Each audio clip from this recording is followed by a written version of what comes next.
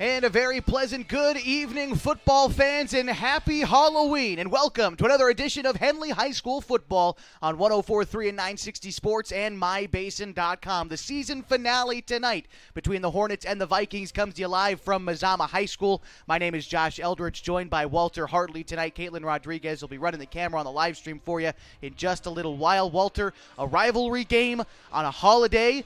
Well, this is what football's all about. It's going to be a good one tonight. Yeah, we covered the last rivalry game here.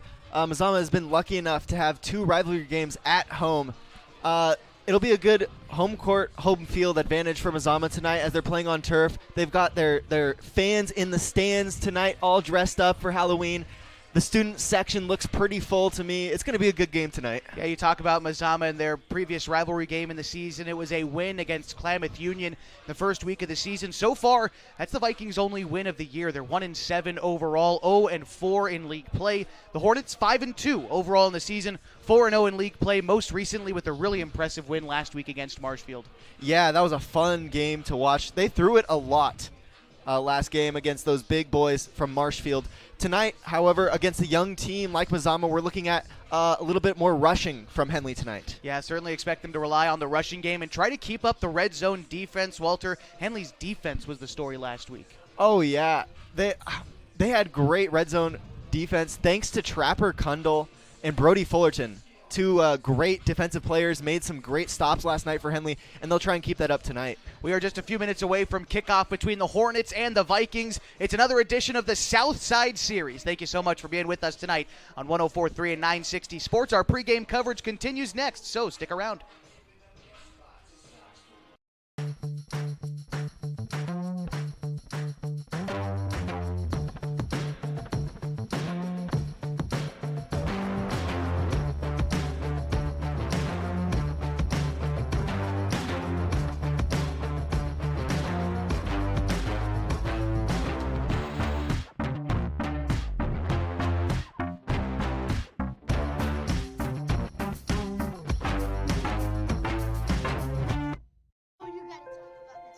The innocence of youth. Is there anything any better? But soon they'll be in high school and facing all the same challenges you faced. How to make friends, how to fit in, how to be cool. We want our children to have everything they'll need to live fulfilling and productive lives. Make sure the kids in your family are among the more than 120,000 participants here in Oregon who take part in high school sports or activities. Pacific Power works day in and day out to power our communities because we know our neighbors rely on us. We're trimming and clearing branches around poles and lines, protecting our system, and giving you real-time updates when storms roll in. You can count on us in all seasons. 24/7, we're here for you.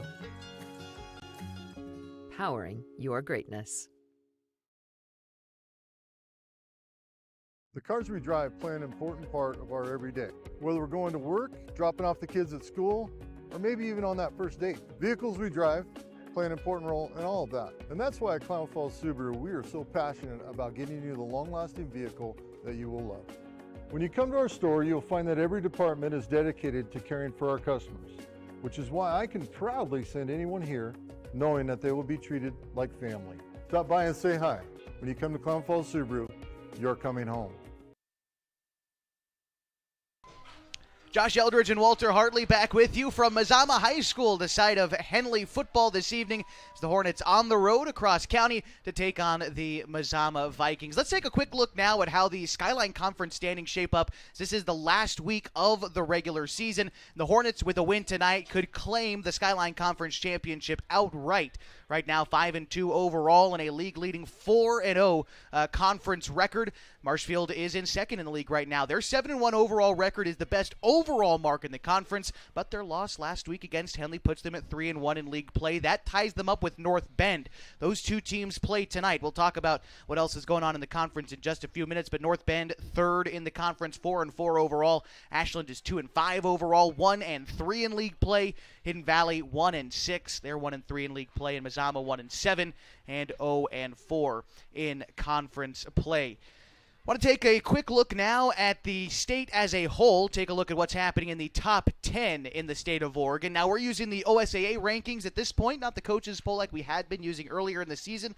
It's now just 1 week removed from the playoffs. These rankings are what's going to seed teams in the postseason, and right now the top team is Cascade. They're on the road tonight against number 6 Estacada. Of course, the Hornets are ranked second. We know they're here at Mazama. Scappoose is ranked third. They're on the road at Gladstone tonight. We talked about number 4 Marshfield. They are right up the road. They're in Coos Bay taking on North Bend. The Bulldogs, number 4 Marshfield in a league matchup there.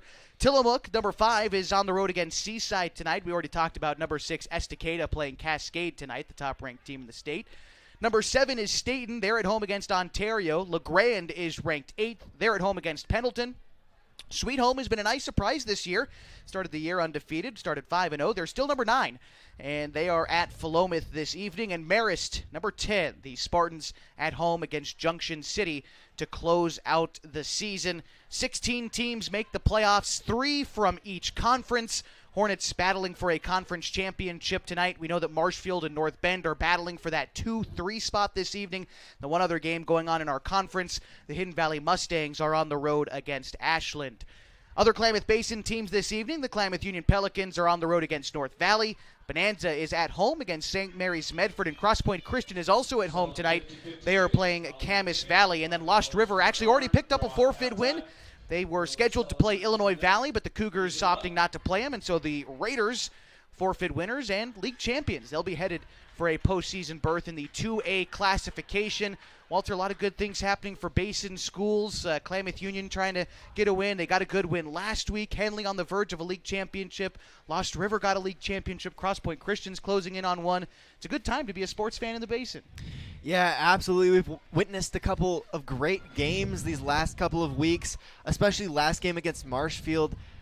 Taking that win. They were actually ranked lower than Marshfield and ended up taking that. So what we mentioned earlier, we were talking, and Henley, if they lose this game and Marshfield wins that game, Marshfield will probably take the conference championship. So this is an important game for Henley to play tonight. Exactly. They'll be co-champions is how it'll be officially ruled. And then the tiebreakers are usually overall records. In some cases, they're head-to-head. But regardless, it would need to be a tiebreaker, and then you'd be co-champions with Marshfield. The goal, of course, is to be outright champions, and the Hornets can clinch that with a win tonight against their county rival, the Mazama Vikings. We're going to step aside real quick, and when we come back, we will get ready to introduce you to the starting lineups as well as the coin toss and kickoff just a couple minutes away tonight from Mazama High School. Stick with us for Henley football on 104.3 and 960 Sports and mybasin.com. Introducing Smith Bates Marcom Solutions, your trusted partner in marketing and communication. We specialize in crafting compelling campaigns, eye-catching graphics, and impactful branding materials. Smith Bates is like working with dependable friends. They always help us build our professional image. Through the innovative strategies that the team at Smith Bates suggested, we've been able to give the brand at Calor the boost that it desperately needed. Unlock your potential with Smith Bates Marcom Solutions. Hey, I'm Jason with Elevate Physical Therapy, Fitness, and Performance. Thanks for joining us. Elevate started in 2020 as a dream.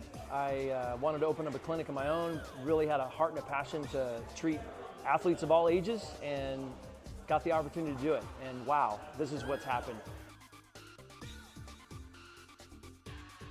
One of the best parts of this job is that we get to work with all the student athletes on field, at their contests, at their games, all around the county.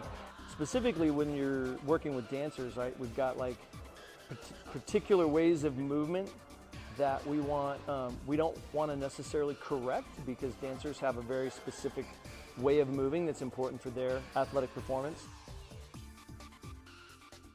At Elevate, we're here to get you moving and keep you moving, no matter if you're 8 or you're 80. Feel free to give us a call at 541-887-2030.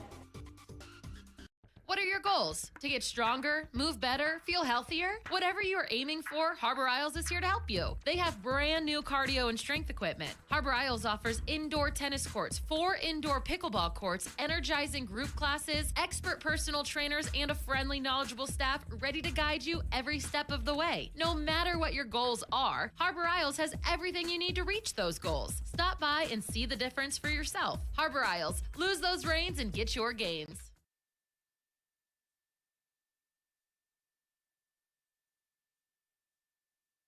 Just a few minutes away from kickoff tonight at Mazama High School as the captains meet out at midfield for the coin toss. Want to introduce you our head coaches for tonight's game. On the side of the Henley Hornets, that will be Mr. Matt Green in his second season as an overall record of 16-4 for the Henley Hornets.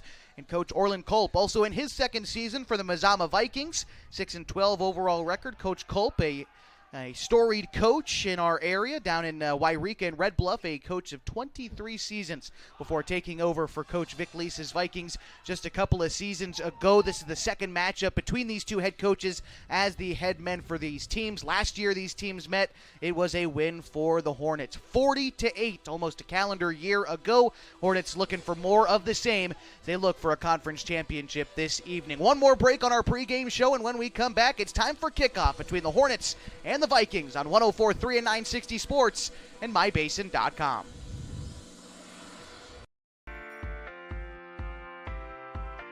At GINO'S on East Main Street, we're always ready for sports season. And now is a perfect time to connect with us. We're open every morning at 6:30, serving simply good food for your breakfast, lunch, and dinner. We offer breakfast burritos and burgers all day, Italian family recipes, monthly specials, amazing desserts, and of course, your choice of cold or hot beverages. Call 884-6474 right now to place a food order for pickup or use DoorDash delivery. Or best of all, come dine in with us. GINO'S on East Main, simply good food. Check out our full menu and all our activities at iloveginos.com. GINO'S on East Main, simply good food.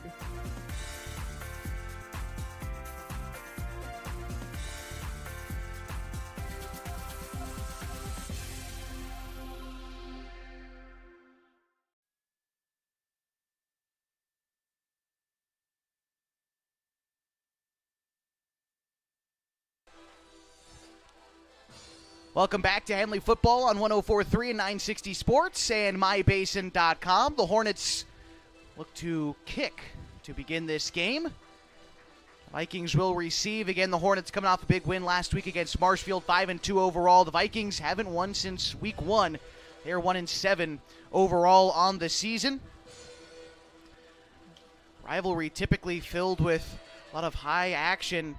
Not a lot of excitement around the basin for this rivalry game. I think folks have a clear favorite coming into it, but you never truly can tell when you get into a rivalry setting like this, especially in the last week of the season. The Vikings looking to play the role of spoiler tonight against the Henley Hornets, and back to receive for Mazama.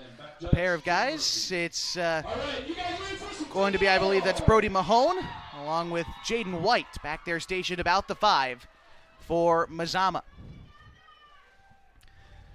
The kick is up, and it's going to be fielded at about the 7 by Mahone and then handed off to the near side. Running down the near sideline and finally pushed out of bounds there. That's where the Vikings will start their possession. 1st and 10, right about the 19-yard line. Yeah, wow, a lot of power from Henley there. They went with kind of a trick play, a reverse on the kickoff. Mazama did, and Henley was right there to meet him and push him out of bounds. Trying to get some early yards on a kick return. Not a bad idea there for the Vikes as they take over 1st and 10. Led by their quarterback, their sophomore quarterback, Kellen Lee.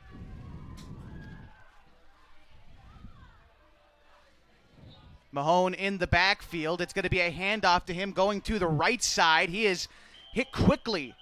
Maybe a gain of 1 on that carry. He's not quite brought down, more swallowed up in a gang of tacklers. It'll bring up 2nd down here for Mazama. Yeah, now's a great time to introduce the big men up front for Henley's D-line. Venegas, number 55 out there. Number 63 out there is Jackson Hart. Number 66, Cooper Mathis. Number 67, Theron Tyler. And number 71, Jance Call Jr. They're certainly going to be the X factor tonight for Henley against a young and somewhat undersized Mazama line. Those guys up front are going to be trying to cause havoc on the side of the Hornets. It's a play-action pass, but the quarterback Lee drops it on the transfer, has to fall on it in the backfield. He's brought down for a big loss of nearly 10 yards on that play, and it'll bring up 3rd and very long here for the Vikings. Yeah, like we said, Henley's defense is just very good. Their big men very good up front, and that's what's held Henley together in a lot of games this season, is just how well they've been able to get through that line and penetrate and pressure that quarterback. Yeah, certainly so. And now on third down, Hornets defense in the driver's seat. They were very good on third down a week ago. Very good in all late down situations against the Marshfield Pirates. Vikings, again, facing third and very long here. It's going to be a handoff. Mahone on the carry, sheds one defender, but then met at the line of scrimmage. No gain on the play. And it'll bring up 4th and 19 for Mazama. Yeah, if you're watching this game, it's not terrible that they're doing this to Mazama, because they did this to Marshfield, who was about twice as big and about twice as old as Mazama is. Yeah, Henley's guys up front. They certainly have the experience. It's one of the things we were talking about with some of the folks here at Mazama High School, just the youth of this team. And we saw on their senior day, only a handful of seniors on this Vikings team. As the punt goes the opposite way up at the 45. It is touched by the Hornets and picked up by Shively. Goes across the far side of the field at the 50. Now gets to the 45, across the sideline and down the field to the 35. And that's about where he's brought down into Mazama territory. The Hornets will have a short field to work with on their first possession of the ball game. Yeah, if you're Henley, you couldn't ask for a better start to this game so far. They've got a great defensive stop deep into Mazama territory, and then Connor Shively is able to pick that one up off the turf and run it clear across the field, get upfield about 15 yards, and set them up well at the 35.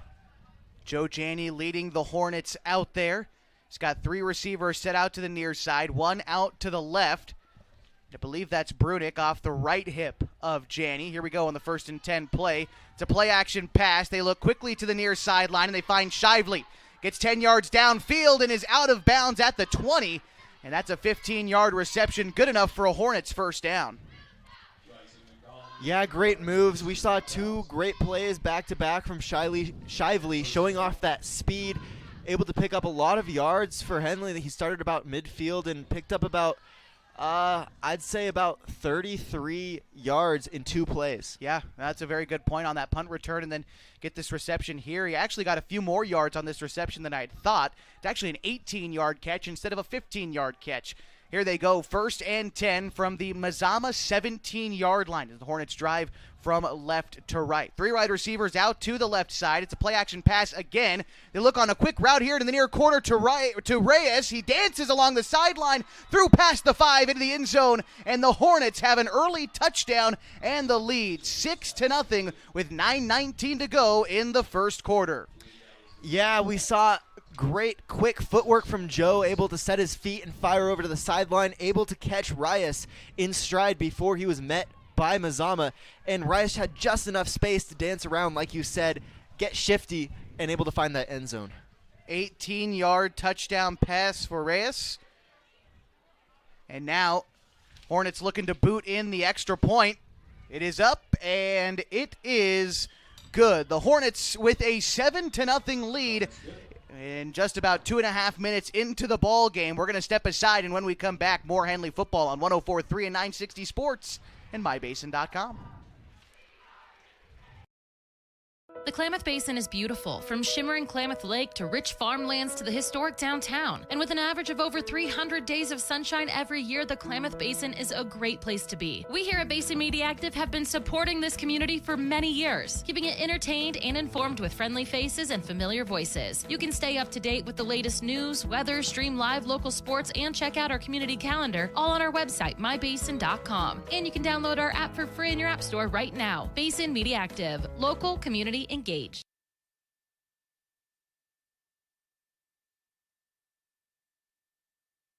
A quick score for the Hornets on their last possession. It was only 2 plays in about 15 seconds, capping it off with a Julian Reyes touchdown score from 18 yards out. The Hornets lead 7-0 early in this one. Yeah, that's why Henley likes to kick off first. They like to start with defense, so if something like that happens, they have that room. Yeah, they were able to get really good field possession, only had to go 35 yards in those 2 plays, and now they go for an onside kick here, and they recover it. It's going to be recovered at the 46-yard line, and the Hornets keep possession of the football. They're looking to add another score early here against the Vikings. Wow. Like I said, you couldn't ask for a better start from Henley, but then they outdid themselves with that onside kick. They're going to have the ball 2 times in a row after deferring it, so they're going to start at half as well. Yeah. Wow, great start from Henley tonight. Yeah, bold play call there for Coach Matt Green, but it apparently worked out for him here. The Hornets try to create some distance between themselves and the county rival early. Brunick off the right side of Janney. They've gone play action twice. Now it's a straightaway handoff to Brunick along the left side. Blows right through the middle, and there he goes. Inside the 25. One man to beat at the 10. He dives for the pylon. He is just short at the 2-yard line. His knees were down before he extended the football, but a huge run of 44 yards for Brunick sets up 1st and goal for the Hornets. Yeah, great job blocking there from the lineman up front for Henley.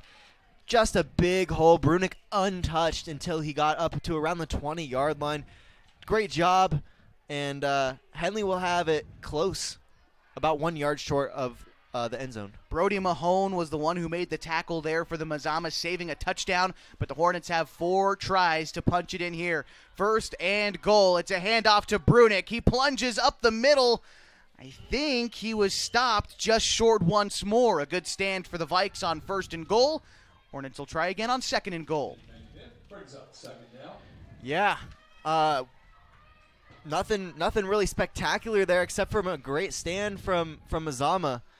Henley will have it about half a yard short of the end zone. Cooper Hinklin, one of the guys up front, nose tackle for Mazama, in on the action. Let's see, I believe I also see Bittenbender in there as well for Mazama. So good stand by the defensive line there. They're going to try to do it again. It is 2nd and goal from the 1. The Hornets have 2 wide receivers in this set and 3 men in the backfield with Janney. It's going to be a handoff again to Brunick. He was lined up behind the quarterback, and this time Brunick punches it in for another Henley touchdown with 8:23 to go in the 1st quarter. They lead 13-0. Yeah, Brunick with about a half a yard rush there to score for Henley. Henley will go up by 2 touchdowns this time, and they'll look to score the PAT again. It's going to be, I believe, Reyes to kick the extra point. He's been consistent this season for the Hornets. This is his 2nd try tonight, and it will split the uprights. Henley leads 14-0 with 8:23 to go in the 1st quarter. They're off to a hot start and looking for more. We'll see if they find it when we come back on 104.3 and 960 Sports and mybasin.com. Over the last year, you've heard and seen the advertisement for God's Gifts 2, a local photographer who travels to high school sporting events and takes individual and team action photos at a great price. Something you may not know, though, is that the money from God's Gifts Photography supports 6 children in Kenya who Annalisa has met on mission trips. If you'd like to capture your athlete in action and help support these kids, call 541-281-2206. Search God's Gifts 2 on Facebook.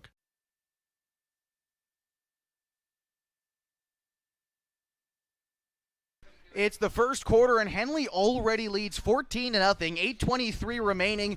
It was a quick couple of scores for the Hornets. They punched it in on 2 plays in 15 seconds on their first drive, then recovered an onside kick, punched it in 3 plays and 45 seconds with a Brunick touchdown, and Henley already leads 14-0. Yeah, last time, great onside kick, recovered it around the 46.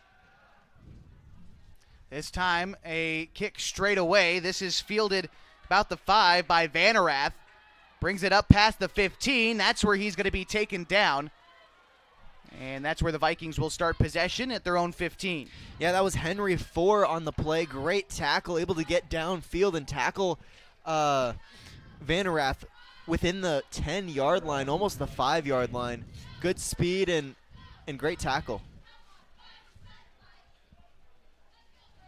So, 1st and 10 here, Mazama. Again, it was a 3-and-out for them last time. They tried 3 rushing plays, wound up going backwards. They had to punt it on 4th and 19.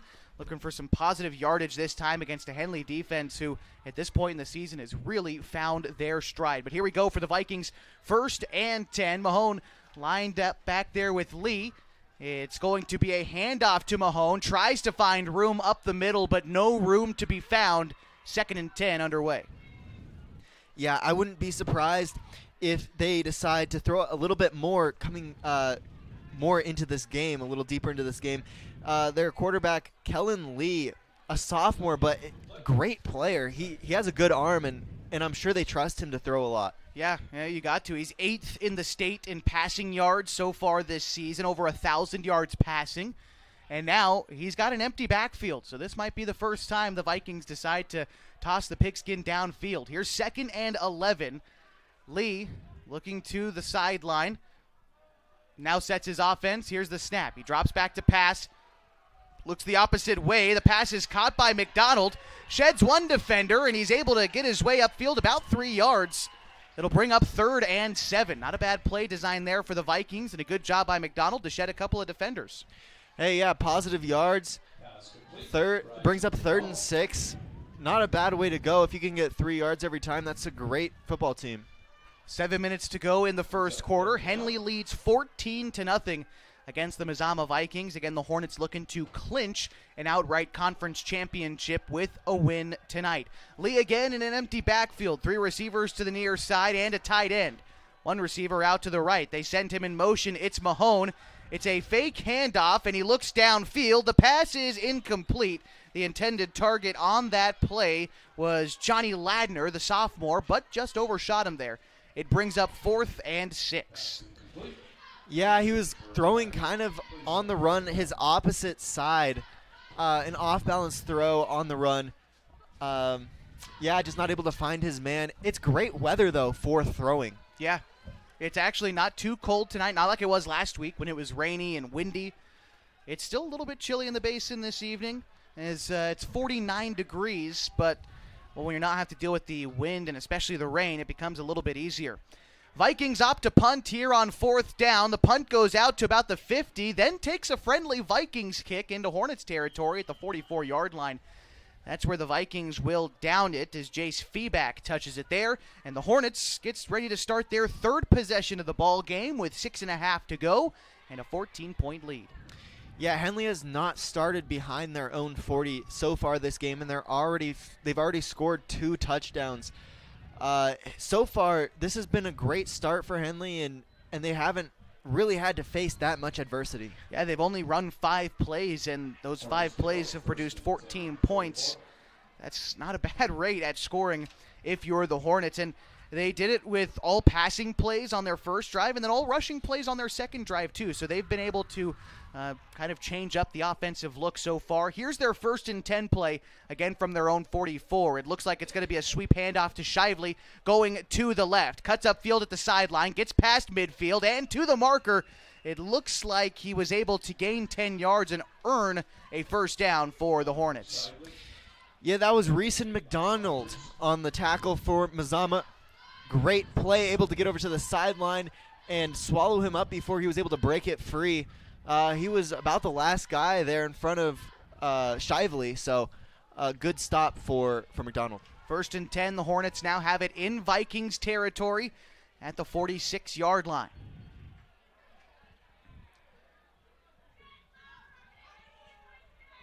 Pass coming to the near side. Gets to the 40. That pass caught by Shively. Now to the 35. Jets upfield past the 30. Down at the 25. Joe Janney with just a quick pass in the flat there. And it's good for a Hornets 1st down and about 20 yards.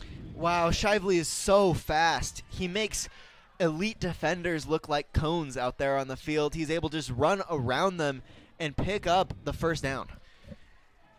He's a guy who wasn't used a lot at the beginning of the season, but found his role really well last week against Marshfield and is even more comfortable in it this week so far against Mazama. He's had a nice punt return, and that's his 2nd reception for positive yards tonight for Henley.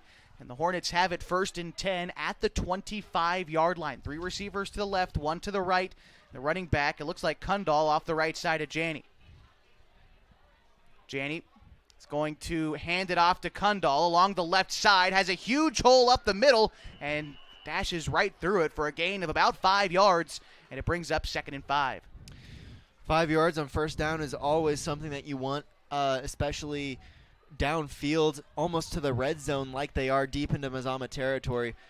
Yeah, great run, and they'll look to continue to keep that success. And whereas Mazama, we think maybe on the offensive side, their focus is to throw the football. I think for the Hornets, their focus is to run the football. Like we said, they know that they can do it. They're a consistent rushing team, and a Mazama team that's had trouble stopping the run this year. The Hornets look to exploit that.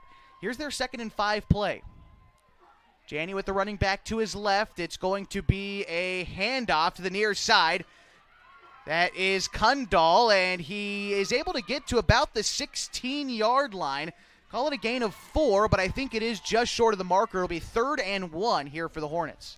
Yeah, you talk about how good at running Henley is. It doesn't hurt that they have huge men on the line and some pretty big guys that can run. They also have the state championship track star in Janney as their quarterback. They have a lot of weapons, and we talk about Kundal out there. We've said Brunick's name a couple of times so far tonight. They've got that two-headed monster coming out of the backfield.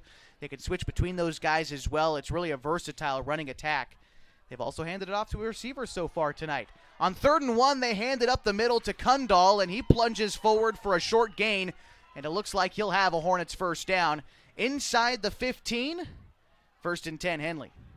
Yeah, we talk about Kundal being mostly a receiver with speed and finesse and balance who's able to go around the outside, make men miss in the open field, and Brunick being the guy who's an angry runner plunging upfield, but that one they handed off to Trapper, and they ended up getting the first down. 1st and 10 at the 15. The Hornets on their longest sustained drive of the night so far. This is play number 6 of this drive, and it's a play-action pass. They look in the flat again, and the pass is caught at the line of scrimmage, and the receiver's knee touches the ground. I believe that was Reyes there on the far side, but he kind of slipped trying to turn his way upfield. His knee hit the ground. In high school, you're ruled down, so it'll bring up 2nd and 10. Yeah, he had a little bit of room to go, but not much. The Mazama defense was right there, and unfortunate slip, but didn't lose any yards, so it'll bring up 2nd and 10. Hornets haven't had to face 3rd down yet tonight, but don't have to necessarily get all these yards back here on 2nd and 10. They've got bunched receivers to the near side and one out far to the left. Running back Kundal off the right hip of Janney. They put Baki in a little bit of motion, winds up in the slot. Janney drops back to pass, moves up in the pocket, fires a dart across the middle of the field. It is caught, and into the end zone, it's Julian Reyes for a Hornets touchdown from 15 yards out.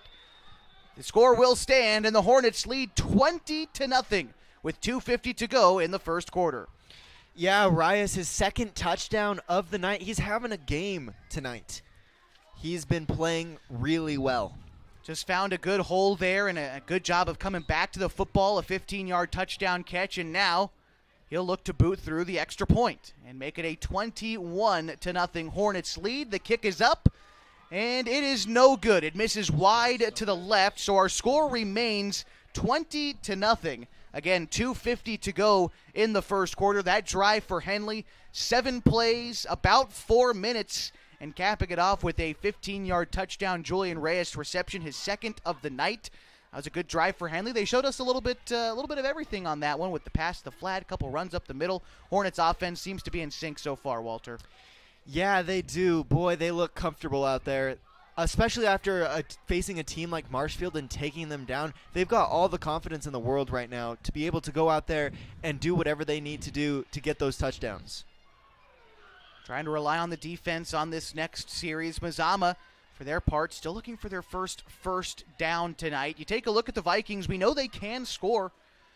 What they did last week was a loss to Ashland, but they scored a lot of points. It was 66-44 was the final score last week against Ashland. And for Mazama, 150 points scored. That's not the worst in the conference, but the defense has been the suspect part of Mazama's game this year. 334 points allowed is by far the most in the conference. That's where the Vikings have struggled, and that's so far where they're struggling here in the first quarter, already down 3 scores with 3 minutes to go in the first. And now the Hornets set to kick things off again. Back to receive for the Vikings is Vanerath and Mahone.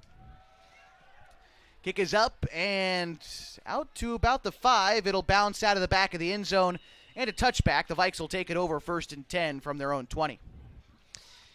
Yeah, they'll start from the 20. Probably the best field position they've had all night.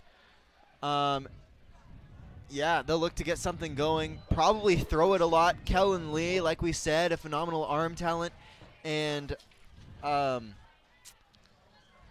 Reeson McDonald, third statewide in receiving yards with 584. Yeah, they've got the weapons on offense. That's what we've talked about.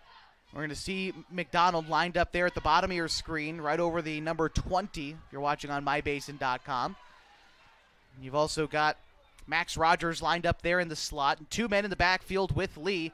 It's going to be a keeper for the quarterback. Has some room on the near sideline and scampers out of bounds about 7 yards upfield, maybe a little bit more. And a good gain on first down for the Vikes brings up 2nd and about 2. Great play from Lee, showing off a little bit of speed there. Can't blame him for wanting to step out of bounds when you've got the Henley defense coming after you. Yeah, good to protect the football, protect yourself too. That's what they teach quarterbacks to do. And Lee making the right decision. Like we talked about, Kellen's just a sophomore, but has high expectations. He's a good baseball player as well. Played last year as a freshman for Mazama. Kind of like a lot of their programs, Mazama football team also going through a little bit of a retooling period after so many years at the top of the conference, 10 straight conference titles. Well, every now and then you need a reset, and Lee is looking to lead that reset. Here he hands it up the middle to Mahone, plunges forward for a first down, a gain of 2 yards on that play, but it is good enough to earn a new set for the Vikings, their first down of the night. Hey, to get a first down on the Henley defense is a feat in itself. Especially when you just run right up the middle like that. But Brody Mahone's a guy who you can trust to do that if you can create even just a little bit of space for him. You know what I mean? I mean, he is 4th statewide in rushing yards, probably close to 1,000 now. He started the game at 946. I don't quite know exactly what he's at in this game, but close to a 1,000-yard rusher. If you can create some space for him, he can be dangerous. Here's the 1st and 10 play for the Vikings. It's a handoff up the middle. Again, that looked to be Mahone on the carry, and he gets forward for a couple. 2nd down. Yeah, same play as last time, just straight up the middle with Mahone. We've seen him go off against KU last time we covered Mazama. He's a great rushing talent. They've just got to get him into some space and maybe a little bit away from those guys that weigh 285 pounds in the middle. And we saw things that have worked against the Hornets earlier in the season, getting the ball out to the outside. We saw Lee with a strong rush to the near sideline earlier in this game already. We'll see if the Vikings look to rely on that. Here they face 2nd and 9. They've got a stacked backfield, but they hand it off again to the running back, Mahone, but he's not able to get anywhere this time. The Hornets sniff it out and might have tackled him for a loss. It'll be 3rd and 10. Yeah, great effort from Mahone we saw there. He was fighting against those guys. It's kind of hard to do when you've got 4 of them on you. LJ Venegas, I think, was the one who brought him down to the ground. You talk about these big guys for Henley. LJ, a senior, 6'1", 220 up there for Henley. Yeah, well, we were talking about if they might go on the outside, and that's what Cascade Christian did right to Henley. And that's what Marshfield was able to do successfully last week. It's the ticket to really getting around a good box defense, especially with these 4 down linemen for Henley. But the Vikings now facing 3rd and long. Put a man in motion again. It's Johnson. He's the pitch man on the outside. They almost found a hole, but a great tackle at the line of scrimmage for the Hornets.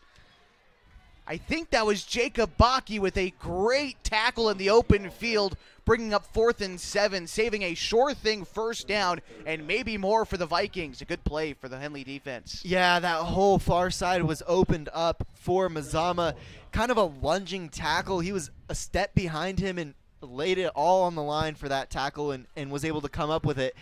Bring it to 4th and 8 for the Vikings. Bakke's been a good defender this year, making a good tackle there, but on defense as well. He's also tied for 3rd in the state in interceptions. But that tackle will bring us to the end of the first quarter. A first quarter where Henley leads 20-0 against the Mazama Vikings. We'll step aside and back with second quarter action next on 104.3 and 960 Sports and mybasin.com.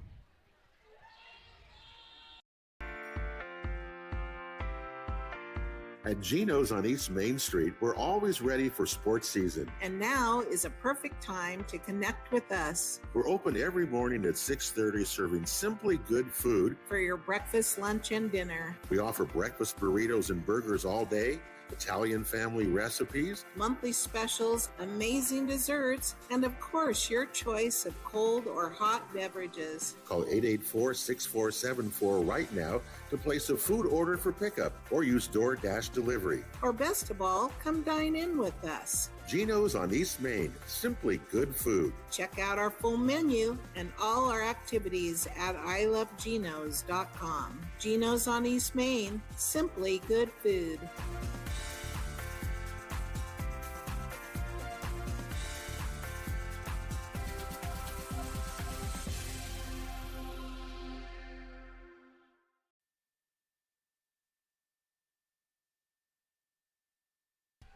Welcome back to Henley Football on mybasin.com. We're just entering the second quarter. Henley leads 20-0. Mazama with a hard count there. They thought they got someone to jump. Whistles on the play.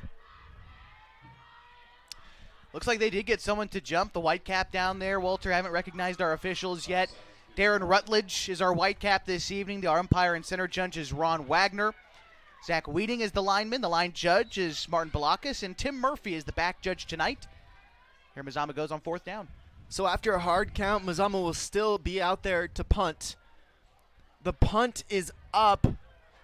Reyes coming up to field it. It's over his head. They're just going to let that go.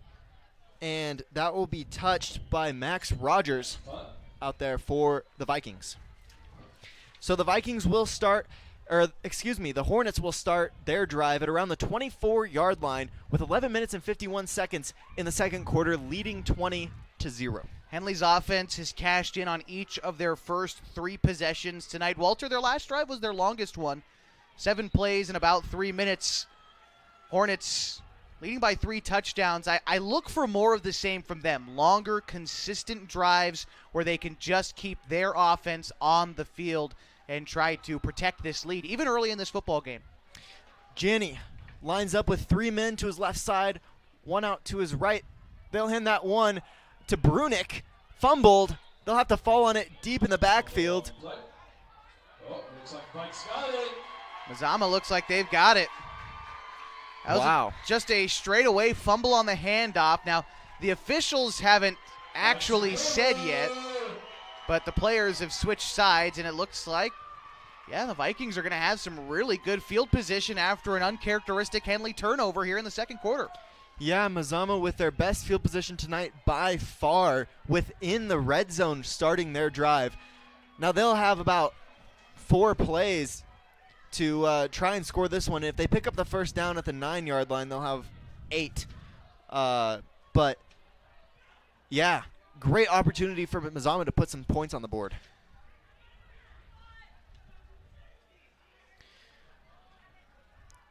Mazama lines up with 1 man out wide to either side, 3 backs in the backfield. Lee runs into Mahone, play action pass into the turf. Great pressure put on the quarterback from Henley there, and 2nd and 10 that brings up. Yeah, I think that was a miscommunication on where the handoff was supposed to be. Lee received the snap and went to go hand it off to his right side, and then Mahone ran into him from his left. So I think they kind of crossed their wires there. It kind of broke the play down. Lee, to his credit, tried to get rid of the football quickly and find Warner on the near sideline. But, once that play was broken down, it's tough to get rid of that football. So wound up just being an incomplete pass, bringing up 2nd down. Yeah, like we mentioned, Kellen Lee, great decision maker, great quarterback. He's only a sophomore. He'll be great for Mazama in years to come. Yeah, good decision to get rid of that football altogether and avoid a sack in a position like that. This time he lines up alone in the backfield. They'll send Mahone in motion. That's who they'll hand it off to. Flags on the play. Yeah, this is going to be an illegal shift for Mazama. They put Mahone in motion, and then he wasn't set by the time the ball was snapped. They tried to time it up right, but it just didn't quite work for him. So they'll have to march backwards 5 yards for 2nd down. 2nd and 15 from the 24-yard line. Still not bad field position, but they are playing behind the sticks. Yeah, it's where Mazama needs to avoid playing behind the sticks. They played behind the sticks the first drive entirely. They wound up having to punt on 4th and 20. Looking for positive yardage any way you can find it, and good things will tend to happen. You don't need to do too much. Yeah, so Mazama will line up with one back in the field. Kellen Lee will take the snap, roll out to his right side, looking down the field, passes into the end zone, just out of bounds, out of reach of his receiver, Max Rogers on the play. Max Rogers had the space. Kellen Lee just not able to connect. He had a lot of pressure on him from the Henley D-line. Yeah, that was great pursuit by Jackson Hart for the Hornets. Was one of the linemen who broke through and chased Lee to the sideline. Hart was hot on his tail. The senior making a tough throw for the quarterback, and, well, it wound up being incomplete, and the Vikings face 3rd down, in which they haven't converted yet tonight, Walter. They're 0 for 3 so far. All right. Mazama will line up with 2 receivers out wide to the right, 2 out wide to the left. Lee takes the snap, looks deep, lofts it up. It's intercepted by Henley up to the 15-yard line, going east to west, now cutting upfield to the 21-yard line. Great play by Henley's defense, and basically it's a net 0 from last drive where they turned it over. They'll start around the same field position. Great job by Brunick. That was kind of a 50-50 ball that Lee tossed up there that his receiver overran. Jackson Warner just kind of overran the route and left Brunick all alone to just kind of catch that like a fly ball and then take it back out. He caught it about the 5, brought it back another 17 yards upfield. His 2nd interception, I believe, of the season, and the Hornets have it 1st and 10. So the Hornets take the field with 11 minutes and 17 seconds left until half. Henley leads 20-0. Janney will line up with Kundal in the backfield. That's who they'll hand it off to. He cuts upfield at the right side. Gain of about 3 on the play. He's down around the 26-yard line. And 2nd and 6 for the Hornets. Again, the Hornets fumbled on their first play of their last drive. But this is what I expect from them. Kind of a longer, methodical, keep your offense on the field type drive.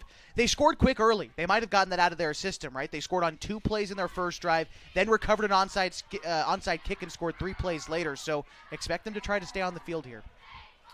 Henley lines up 3 out wide to the left, 1 out wide to the right. Kundal accompanies Janney in the backfield. Janney pitches it to Rias in a sweep play. He's got space on the right side.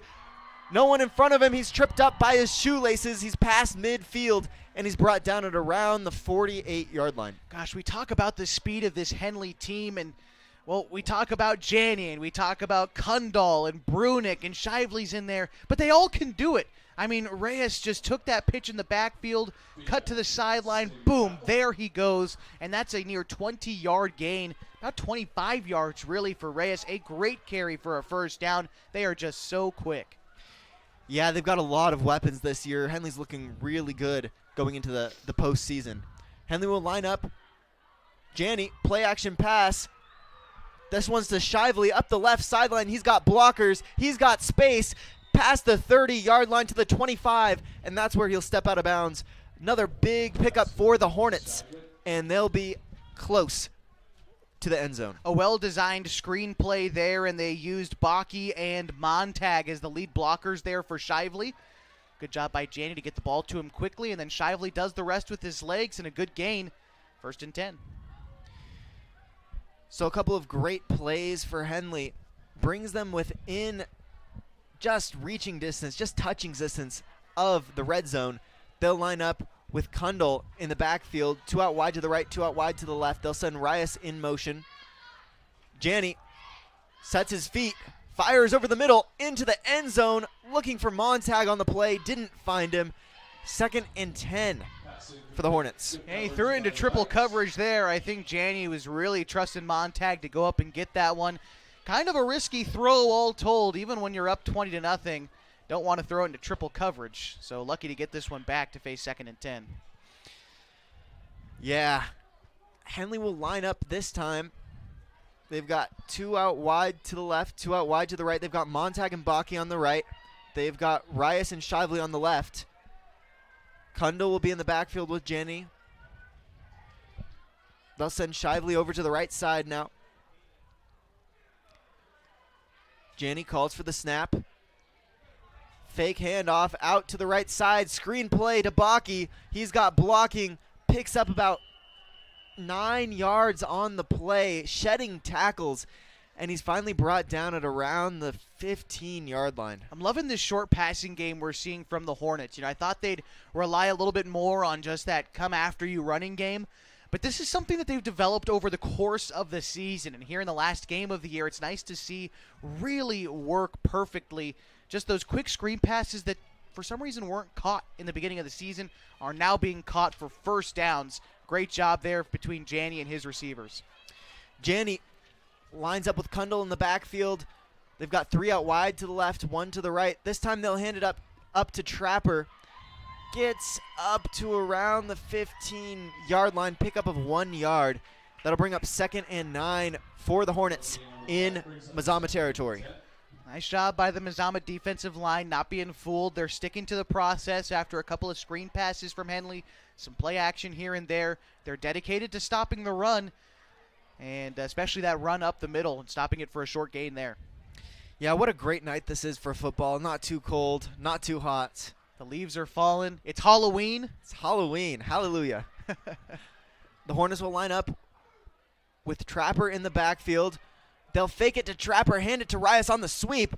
Goes up the right side looking for the pylon, doesn't find it. Will pick up the first down, though, and that'll bring up 1st and goal from the 5-yard line for Henley. Touchdown saving tackle. I believe that was Fee back there on the far side for Mazama. Might have been Jaden White. Hard to make it out exactly, but a great play design from Henley and a quick pitch to Reyes again. Almost took it in for 6. Reyes ran that play earlier in this drive and chunked away about 20 yards, so not a bad idea to go back to it again. It does give you a new set of downs, though, 1st and goal. Henley lines up. 1 out wide to the left, 1 out wide to the right. They've got 3 backs in the backfield, looking like Mazama now. Janney takes the snap, hands that one off to Kundal. He'll take it up the right side, barely gets inside the right pylon. Touchdown, Hornets. That makes it 26-0 with 8 minutes and 54 seconds left until half. Just a simple off-tackle rush there for Kundal and able to score from 4 yards out. Hornets adding another. Their offense is operating with ease here early. Rias, his 3rd touchdown of the night. He's 2 for 3 on PAT attempts. He'll look to make it 3 for 3 now. The kick is up. It's good. 3 for 4. Rias now is for PATs. So a good drive for Henley. Started at around the 26-yard line. Ended up scoring. They're up big early in the 2nd quarter. Yeah, that was a 9-play drive for the Hornets and about 2 minutes off the clock, 2.5 minutes off the clock. So not as sustained as maybe they would have initially liked, but still a good overall drive there for the Hornets. Yeah, they didn't really burn away that much time like we've seen in earlier games that we've seen from Henley. They've kept the ball a lot of minutes, a lot of time. Yeah, I think they've been trying to hold on to it a little bit more, but these big offensive plays, we saw Reyes go for 20-plus yards. We saw Shively for a 20-plus yard reception, too. So these plays are working to get big yardage, but the Hornets remaining consistent and punching in yet another score to lead 27-0. Henley will look now to kick it off. This one's big. Back into the end zone. That's a touchback, and Mazama will start at around the 20-yard line. It feels like his kicks get stronger and stronger every week. I'm just impressed by Balzati as a kicker. He's done a great job this season for Mazama. Walter, we have a quick minute here while the Vikings take the field. Want to remind our listeners we've got more Henley sports on mybasin.com tomorrow. The Henley volleyball team is at home in their opening round playoff game against Estacada. That game starts at 2 o'clock tomorrow afternoon, and we'll have coverage for you right here on mybasin.com. Boy, am I excited for that game tomorrow. That'll be a good one. Playoff volleyball is always a good time, Walter. I'm excited for it, too. And again, 2 o'clock on our website. Lee lines up with Mahone in the backfield. That's who they'll hand it off to. He's met in the backfield. Big tackle from Kundal. What a play. He just did not feel any resistance from the line. Got back there and was able to tackle him for a loss. He was a heat-seeking missile on Mahone there. Now, there was a flag well after the play had concluded, and it was thrown right about the initial line of scrimmage. We're going to say personal foul against the Hornets, it looks like. Personal foul against the Hornets. And so, despite that good play, the Hornets will get dinged for a personal foul, and we'll have to lose 15 yards of room. Vikings get a first down. Boy, I'm still impressed by that tackle from Kundal. They had barely handed it off to Mahone before he was just met by, like you said, a heat-seeking missile detonating and taking him out with a loss. Kundal has played really strong defense over the course of the season. We've been calling his name a lot these last couple of weeks. He's been very impressive and making a good tackle there. He might have to do it again, though, here after that penalty. Lee lines up with one man out wide to either side. They'll hand that one off to Mahone up the middle. Finds a hole this time. Picks up about 2 yards. Fights forward. And he's brought down about 2 yards after contact. Big play for Mahone. And that'll bring up 2nd and 6 for the Vikings. That was a good job by Mahone to just keep those legs moving. And credit to the officials for not calling the play dead too soon, because Mahone squirted out just on the other end of that pile, and, well, it earned him about 3 extra yards because of it. So 2nd and, like about 6, like you said, Walter, a good run from Mahone. So Lee will line up with 2 out wide to the left, 1 to the right. They've got Mahone in the backfield. Lee sets his feet, throws out to the left side. Stepping out of bounds was number 3, McDonald, on the play. That'll pick up the first down for the Vikings. It'll be 1st and 10 from the 48-yard line. Well, McDonald is his favorite target, and for good reason. A short-handed receiver there was able to find the marker and then get out of bounds, collecting the first down for his team. And just a good pitch and catch there from Mazama. They're going to want to find some consistency through the air. I think it'll be the ticket to score some points against this Henley defense. Yeah, like we mentioned, Kellen Lee, very talented arm, able to hit his receivers and, like we said, pick up the first down. So Mazama will line up 3 out wide to the left, 1 out wide to the right. 2 out wide to the right, 3 out wide to the left. Lee is alone in the backfield. We've got whistles. Let's see. Looks like delay a game against the Vikings, and so they'll lose 5 yards for it. Playing behind the sticks again. Never something you want to do against a Henley defense. They will make you pay more often than not. So Lee alone in the backfield, 3 out wide to the left, 2 out wide to the right. Mahone takes the snap, sets his feet, fires forward, hits Mahone in the middle of the field. Just cross midfield at the 49 is where he's taken down. Big pickup for the Vikings, and they're within Henley territory. Simple slant pattern there for Mahone and worth about 9 yards. That's just a real simple play call, and it gets a lot of that yardage back and plus some. So Vikings now in good shape on their 2nd down play. Yeah, like we talked about, they're leaning on their passing game a little bit more right now, and it seems to be panning out for them so far. Last week, Henley had great pass defense against Marshfield. We'll see where this takes us. Lee lines up with 3 out wide to the left, 2 out wide to the right. He'll take the snap, send Mahone in motion. That's who they hand it off to. It's a sweep play. He finds a hole up the middle, picks up about 3 yards, making it about 3rd and 2 for the Vikings. Well, someone got in the backfield real quick there for Henley. I couldn't quite make out who it was, but Mahone is just so quick that I think Henley's defense got back there too fast because he wound up behind Mahone by the time he took the handoff. Brody was able to find about 3 yards upfield and set Mazama up nicely for 3rd and short. Again, still looking for their first 3rd down conversion tonight, Walter. The Vikings line up 3 out wide to the right, 2 out wide to the left. Lee takes the snap, plants his feet, fires a lofty one. The intended receiver on the play was McDonald. What a catch! What a catch, one-handed at around the 20-yard line. boy, Henley was all over McDonald that play, and he was still able to make that catch one-handed. Yeah, I mean, he was running over his head, extended his arm out, and then brought it into his body all with one hand and tumbling to the ground. That was a highlight-level play for McDonald. Great catch and setting up the Vikings in their red zone. First third down conversion of the night, and the Vikes have some momentum. Boy, I saw that play, and I was like, there's no way he's catching that. And then he did. Yeah, the tumble really sold it for me. Unbelievable. Lee takes the snap in the backfield alone, rolls out to his right side, tries to find his receiver before he's brought down by the Henley D-line. His intended receiver on the play was number 14, Jackson Warner, another sophomore. He's tried to find Warner a couple times tonight. They're trying to get Warner out in the flat, and Lee just hasn't been able to hit him quite yet. But I like the idea, and again, the Vikings trying to throw the football a little bit. They've even gotten Mahone involved in the passing game a bit here, too. I think they're starting to realize that that's where they're going to find that hole in the Henley defense, if there is one to be found. And now they're bringing in an extra running back, it looks like, for this play with Jaden Justice.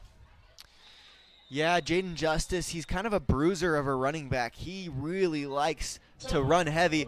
We noticed against KU, it was almost like he was seeking out defenders to run into. So it'll be fun to watch him play in this game. Got a timeout on the field, Walter. We're going to take time, too, with 5:50 to go in the second quarter and a 27-0 lead in favor of the Hornets. Back after this on mybasin.com. We drive play an important part of our everyday. Whether we're going to work, dropping off the kids at school, or maybe even on that first date. Vehicles we drive play an important role in all of that. And that's why at Klamath Falls Subaru, we are so passionate about getting you the long-lasting vehicle that you will love. When you come to our store, you'll find that every department is dedicated to caring for our customers, which is why I can proudly send anyone here knowing that they will be treated like family. Stop by and say hi. When you come to Klamath Falls Subaru, you're coming home.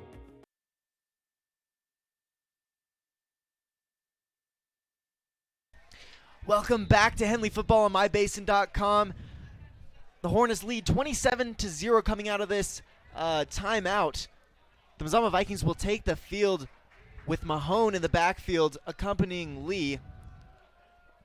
Mahone takes it up the left side, finds no room upfield, tackled out of bounds. Great play for the Henley defense in the red zone. And that'll bring up 3rd and 10 for the Vikings. Yeah, Vikings tried a little something fancy there with a kind of a fake pitch before the handoff, but the Hornets defense was not fooled in the slightest and made the tackle at the line of scrimmage. A nice job there for the Hornets. They're looking to make a big red zone stand here in the second quarter after a nice catch earlier in the ballgame. Yeah, we talked about Henley's red zone defense being phenomenal last game. It's looking good tonight, too. Absolutely. The Vikings line up 3rd and 10. 3 out wide to the right, none to the left. Lee fakes the handoff to Mahone, finds a hole up the middle. He'll take it himself, showing speed to the right sideline. Steps out of bounds at around the 12-yard line. Not good enough for the first down, but will pick up about 6 yards. You got to wonder, where is 4th down, go for it territory for the Vikings? I think they're still definitely going to go for it here on 4th down, unless they feel real confident with a kicker. But the problem with a field goal here is it doesn't do much for you overall. A good run, though, by the quarterback. Well, I just want to give a shout-out to Kellen Lee. A good decision moving up in the pocket and taking it himself. It was a solid gain of about 6 yards on that play. And he took the safe route, went out of bounds to protect himself, which, I said earlier is a good decision. I think it still is. Might have had enough room to get a first down and take a big hit. But a good decision to maintain possession of the football and stay safe about it. And it looks like they're going to go for it here on 4th. He's the future of their program, and he's only a sophomore, so it makes sense. The Vikings line up with a receiver out wide to either side. Lee takes the snap, hands that one off to Mahone. Up the middle, it's a dog pile. The ref's not calling that one off until they take him to the floor. It's going to be about a loss of a yard for the Vikings. Yeah, turnover on downs, and I like that the officials are letting Mahone try to break out of those because, he's been able to do it once tonight already. They're waiting until he's brought down to the ground, and he was there. Again, the Vikings just trying to rush up the middle. It just hasn't been there so far tonight, and that time getting stuffed on 4th down, giving Henley a long field. This is Henley's worst starting field position of the night, but they will take it over with just under 5 minutes to go in the first half. Yeah, 4:52 left in the second quarter. Henley leads 27-0. A great stand to make for the red zone defense, and Henley will take it over. Janney lines up with Kundal in the backfield, finds a big hole, spins out of a tackle, brings it up to the 15-yard line, gain of about 2 yards, bringing up 2nd and 8 for the Hornets. You know, Walter, I think that might have been Townsend on the carry there. But a good job to get right upfield and follow his blockers. Mazama tried to blitz the edge on that previous play, but the Hornets were able to just sneak past it and still find a small gain out of it, despite a good blitz there from the Vikings defense. Janney lines up, like you said, Townsend this time to his left. They've got a 2-by-2 formation with receivers. They send Shively in motion to the right side this time. Janney hands it off to Townsend. Finds room up the right sideline. He's got speed. He's got blockers to the 35-yard line. Picks up a first down and more.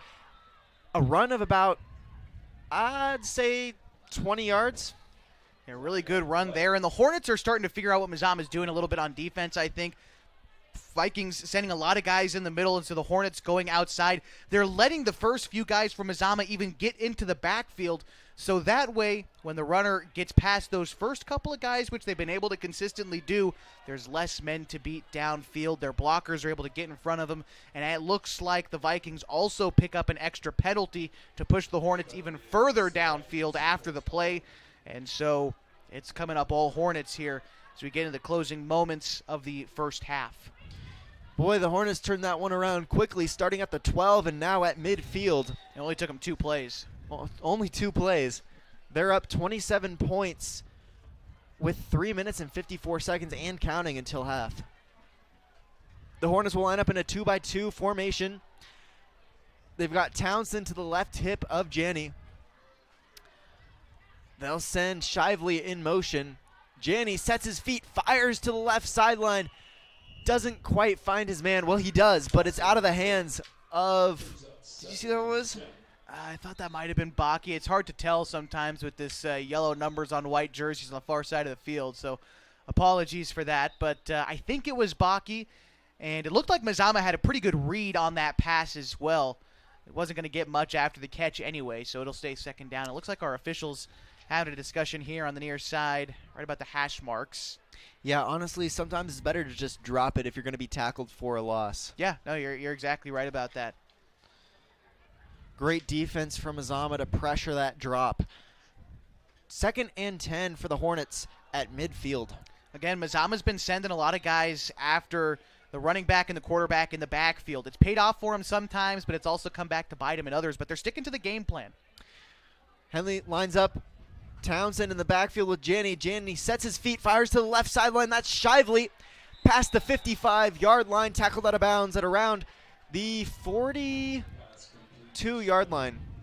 And that'll be a pickup of around 7 yards. Shively's having a really good night tonight. Good to see him get involved in the pass game. Like I said, has been in and out of the pass game as far as, you know, the game plan of getting him the ball these last few weeks.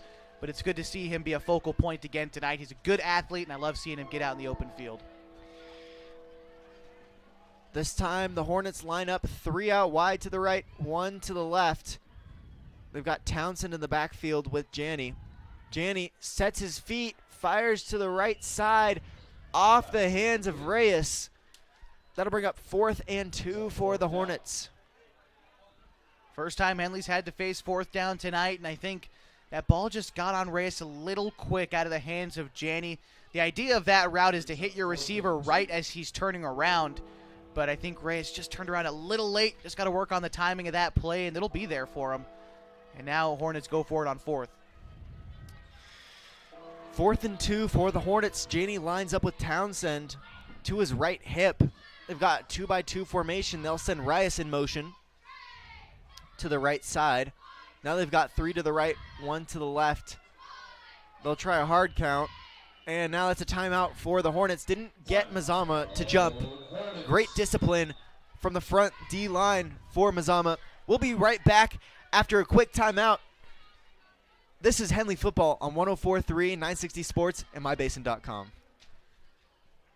Time to reclaim your health and your autonomy. At Heartfelt OBGYN, they focus on you. Their evidence-based approach to care means fewer office visits and a targeted treatment plan to directly address your specific needs. They believe in solutions for their patients, not the industry's profit margin. The providers at Heartfelt OBGYN are committed to serving the community and giving back to the basin. Find them at heartfeltobgyn.com. Heartfelt, because you deserve to be in control of your body and your informed choices.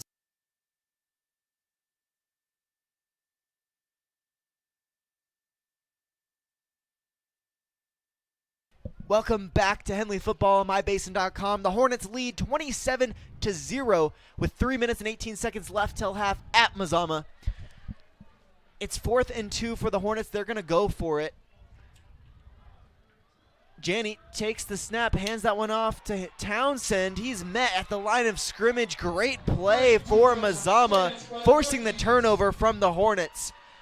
And they'll have it at around the 46-yard line to start their drive. Those are the times when it pays off to send guys straight up the middle after the quarterback and the running back. When the Hornets just want to run it right up the middle, the Vikings respond with a wall there. And it worked out for them. Getting a turnover on downs, and the Vikings will take it back over. Walter, last 2 drives for Mazama, a turnover on downs for themselves, and an interception. They're looking to find their first points tonight. Yeah. Mazama, like we said, struggling on defense, but that time they made a great stand, and Lee now will take the field. One out wide to either side. Fake handoff. Lee will take it up the right sideline to the 45-yard line. Gain of, well, we'll say no gain. Maybe gain of about a foot. Bring up 2nd and 9. Jacob Bakke on the tackle there for the Hornets. And a nice job of using the sideline as an extra defender, just trying to push Lee out to the side, not let him get upfield. Looks like they're giving Lee about 2 yards on that run, maybe a little bit better than we thought. Not a bad gain there, but also, again, a good defensive play by Henley to stop it from being even more. Lee lines up with 2 men in the backfield. They've got a receiver out wide to either side. Lee hands that off to Mahone. He's met in the backfield, tackled for a loss. He probably lost about a yard on forward progress. Bring up 3rd and 9 for the Vikings. You know, it's Handsome Townsend and Jacob Bakke who got back there and actually made the tackle, but that play was made by L.J. Venegas as the defensive lineman for blocking the hole that Mahone wanted to hit. He won't be credited with the tackle, but it's the reason that Mahone wasn't able to get to that second level and was eventually tackled in the backfield. A nice job by Venegas, doing his job, even if it won't show up in the stat sheet. Mazama's got 2 men out wide to the left. Mahone in the backfield. They'll hand it off to Mahone up the middle. Trucks a man down at around the 45-yard line, and good enough for the first down.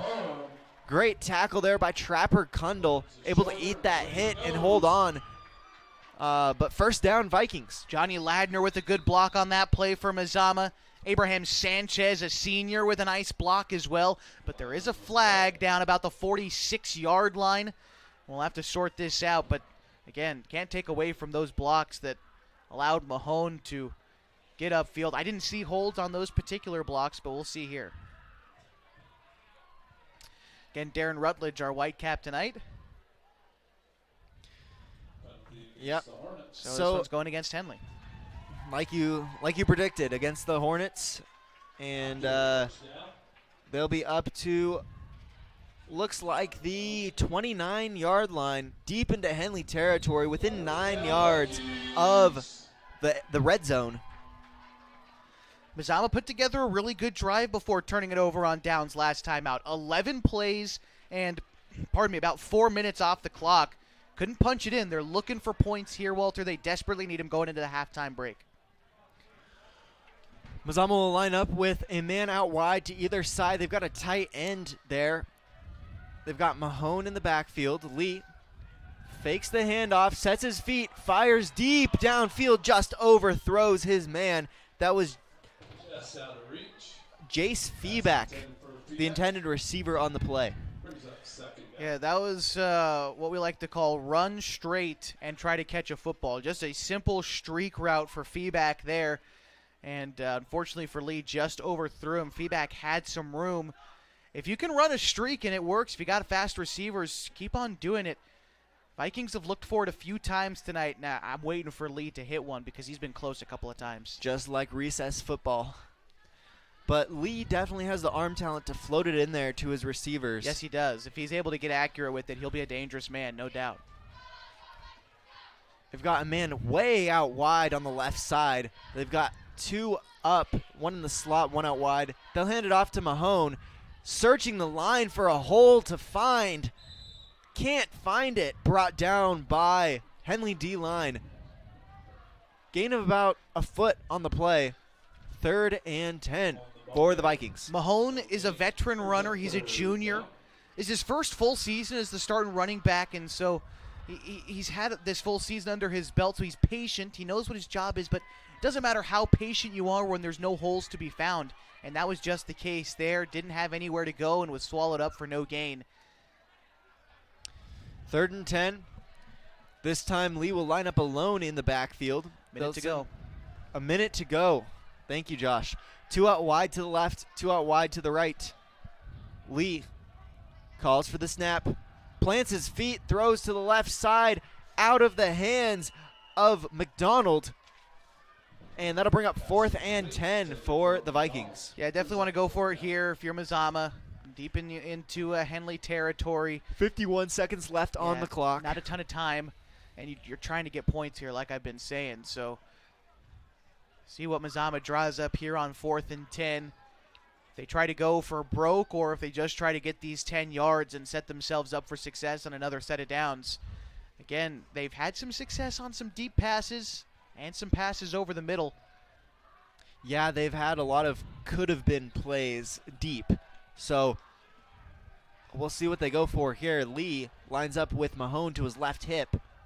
That's who they hand it off to. Mahone looking for blocks. Finds a couple. Just gets down to the 24-yard line. Not good enough for a Viking first down. They'll turn it over, and Henley will have to start at around the 24-yard line with 44 seconds left until half. Henley does have 2 timeouts. And so they'll have a little bit of time to work with. Again, 44 seconds, 2 timeouts. They could certainly drive down the field in a hurry. We've seen it already once tonight. They scored in 15 seconds on their first drive and 45 seconds on their second drive. And so, we've seen it before. Look for Henley to try to strike quick here to close out the half. And again, they get the ball back after halftime as well. Yeah, they've got the right plays in their arsenal. They've got the right tools. Janney lines up, takes the snap, sets his feet, rolls out of about 2 tackles there, doesn't find anything, will throw it to the sideline. Yeah, his men were all covered. He had no one open. Got out of a crazy tackle. I thought they had him for sure. They had their arms around him. Able to get out of that one and just toss it to the sideline to not lose any yards. He's got such strong legs. You're not going to bring him down with an arm tackle, and Mazama learned at that time. Lucky for them, just an incomplete pass, but you can't give Joe too many second chances like that. Janney lines up with Kundal on his hip. 3 out wide to the right, 1 to the left. Janney sets his feet, fires to the right sideline. That's Shively. He's got blocks. Brings it up to around the 42-yard line before he's tackled out of bounds. Great play for Henley to flip field position with 26 seconds left on the clock. Yeah, simple out route, run about 5 yards upfield and cut to the sideline. That's exactly what Shively did. Made the catch, made one man miss, and then off to the races for a big gain. Gets into Mazama territory. 26 seconds left to go in the half.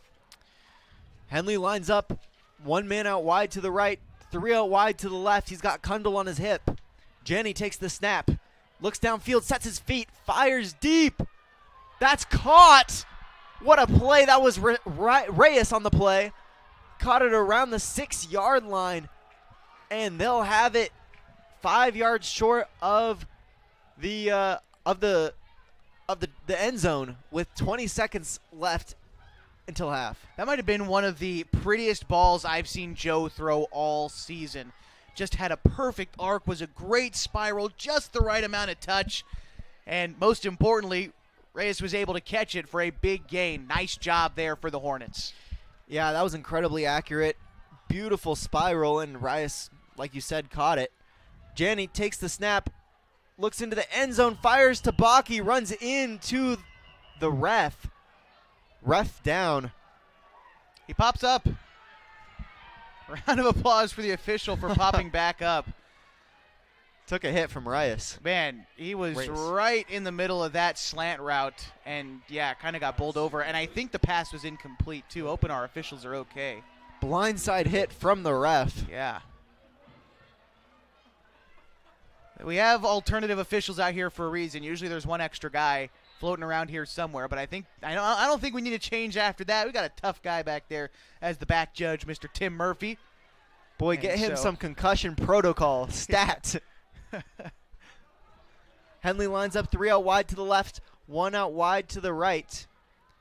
2nd and goal from the 6-yard line. Janney feels pressure, rolls outside to his right, fires across his body into the end zone off the hands of his receiver. The intended target on the play was Baki. That'll bring up 3rd and goal from the 6-yard line. Yeah, Joe is sensing that time is running out here in the half, and so just try to get rid of it with 8 seconds now. 3rd down for the Hornets. They could potentially run 2 plays here, especially with the timeouts that they have. There is a flag, and so we'll sort it out. It looks like offsetting fouls potentially, and so we'll play 2nd down again, it looks like. Regardless, point still stands. You got probably 2 plays to work this out all the way, and Henley is going to call timeout. Okay, so timeout from Henley. They've got 8 seconds left on the clock to score. It's 2nd and goal from the 6-yard line. That throw from Janney, boy, that was a good one. It was just off of Baki's hands. Yeah, he did a good job of just trying to keep that play up, but I think more than anything, he was just trying to make it quick. And keep the Hornets alive for a couple more plays on this drive to try to find the end zone. This has actually been a really unique drive for Henley. They took the ball over with about 35 seconds to go in the half and have already run 5 plays in 23 seconds. They've done a good job at getting out of bounds on those big plays and maintaining their timeouts. They still have one more. So like I said, they could even rush the football here, try to go up the middle to find the end zone. Or they could pass it and use that to stop the clock if they need to as well. A lot of options. Janney lines up with Kundal on his right hip. He's got 3 out wide to the left. He'll fire. That's caught. That's Reyes with his 4th touchdown of the night. That makes it 33-0. Henley leads here with 3 seconds left until half. I'll be curious if the Hornets decide to go for 2 here, because that puts them at 35 points, which would potentially trigger a running clock in the second half. And so it looks like that's what Henley's going to try to do. And if they're able to get this 2-point conversion here, that would mean a running clock in the second half. Henley will take the field. They've got 2 men out wide to the right, 2 out wide to the left. They've got Kundal on the left hip of Janney. They'll send Reyes in motion. And Mazama looks like they jumped, so we'll go another half distance to the goal. It'll only be about a yard, but hey, every inch counts when you're trying to go for 2 here for Henley. Yeah. So about a yard short now. Another timeout from Henley. Want to remind you to stick with us during halftime tonight for our Harbor Isles Tennis and Fitness Club halftime show. Harbor Isles exists to provide a clean, multi-use facility for the advancement of health, wellness, and longevity to its members and the community. We invite you to join Harbor Isles Tennis and Fitness Club, where they feature top-of-the-line equipment, full-service personal training, and an array of group exercise classes. During our halftime show, we'll break down the first half as we've seen it and take a look around the state, around the conference, get you ready for the playoffs, which begin next week. Also tomorrow, the playoffs begin for high school volleyball for the Henley Hornets. We'll be live from inside the Hornets' nest as Henley hosts Estacada at 2 in the afternoon. Tomorrow, Walter, did you see, speaking of volleyball, the Cross Point Christian girls, number 31 in the state, knocked off number 2 in the state back on, I believe it was Tuesday. What a story that is. Yeah, I saw that story on OSAA today. What? That's crazy. Yeah, local team, an underdog, a big underdog, and a sweep at that. Got to give a shout out to the Cross Point Christian girls. A great story for them. They play on Saturday, too, trying to punch a ticket to their first tournament in school history. Not only just for Cross Point, it's a win for the Klamath Basin. Certainly so.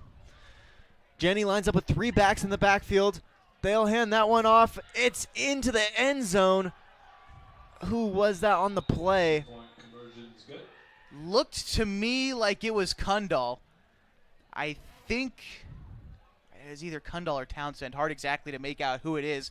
What we do know is that that's now 35-0 for Henley as we get probably one more play here in the first half. That's the number the Hornets were looking to get to try to get to a running clock in the second half. They've achieved it. Walter, that drive, 44 seconds, 6 plays, and good enough for 8 points. It was Reyes' third touchdown catch of the night. He's having a great evening. Yeah, his third touchdown reception of the night, his 4th touchdown total of the night because he scored on that sweep the last time. You're right. So what a night Reyes is having. That'll definitely up his stats on OSAA. Yeah, he's the kind of guy you want on your fantasy team this week. Yeah. And unlike Christian McCaffrey, he's been able to stay healthy all the Hey, that's very true. Availability is the best ability. And so far, the Hornets have stayed healthy through most of the year, and that's actually a big blessing. You make a good point, Walter, that Hornets' ability to stay, for the most part, healthy. They did miss Janie for a week, but they came out on the other side okay. It's been a blessing this year for Henley. Yeah, especially with all their key pieces together. Kickoff for Henley. That one is line drive about 2 feet off the ground. Picked up at the 5-yard line, brought up to the 21-yard line. That was Vanerath with the return. That ends the half. And we'll be right back with the Harbor Isles Tennis and Fitness Club halftime show here on 104.3, 960 Sports, and mybasin.com.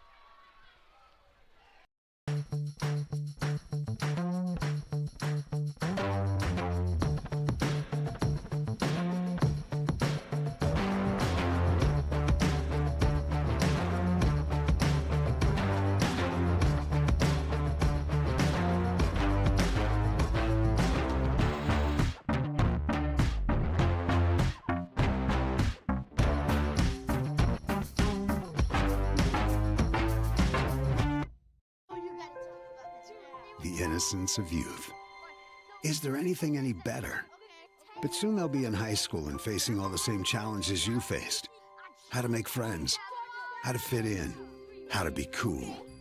We want our children to have everything they'll need to live fulfilling and productive lives. Make sure the kids in your family are among the more than 120,000 participants here in Oregon who take part in high school sports or activities. Pacific Power works day in and day out to power our communities because we know our neighbors rely on us.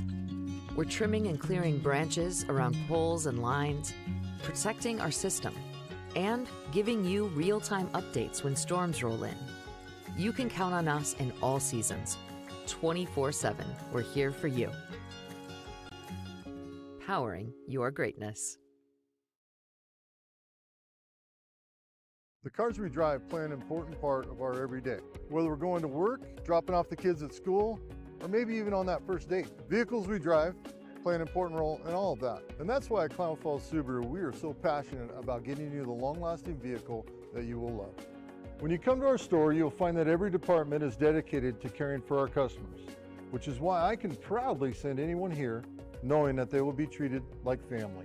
Stop by and say hi. When you come to Klamath Falls Subaru, you're coming home.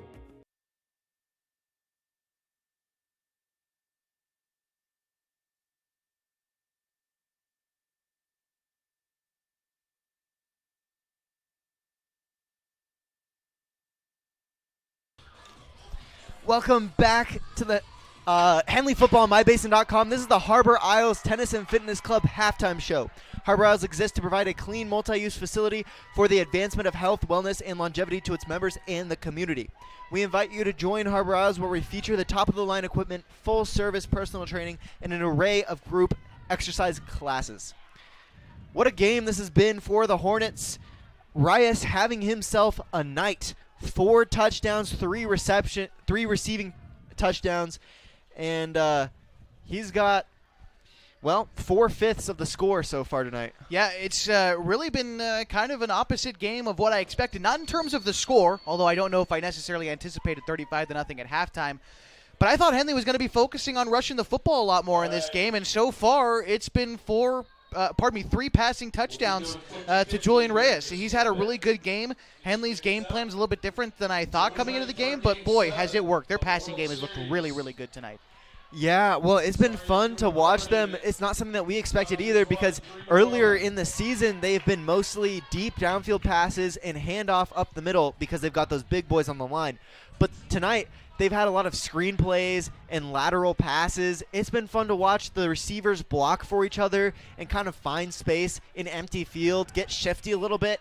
Yeah, it's been fun to watch Henley kind of progress that way. Yeah, I would agree. Getting new guys involved in the offense. And I think even though he hasn't scored a touchdown yet tonight, Connor Shively had a good first half. A guy who didn't get a ton of receptions earlier in the season has kind of worked his way back into the game plan these last couple of weeks and is having a good night so far tonight.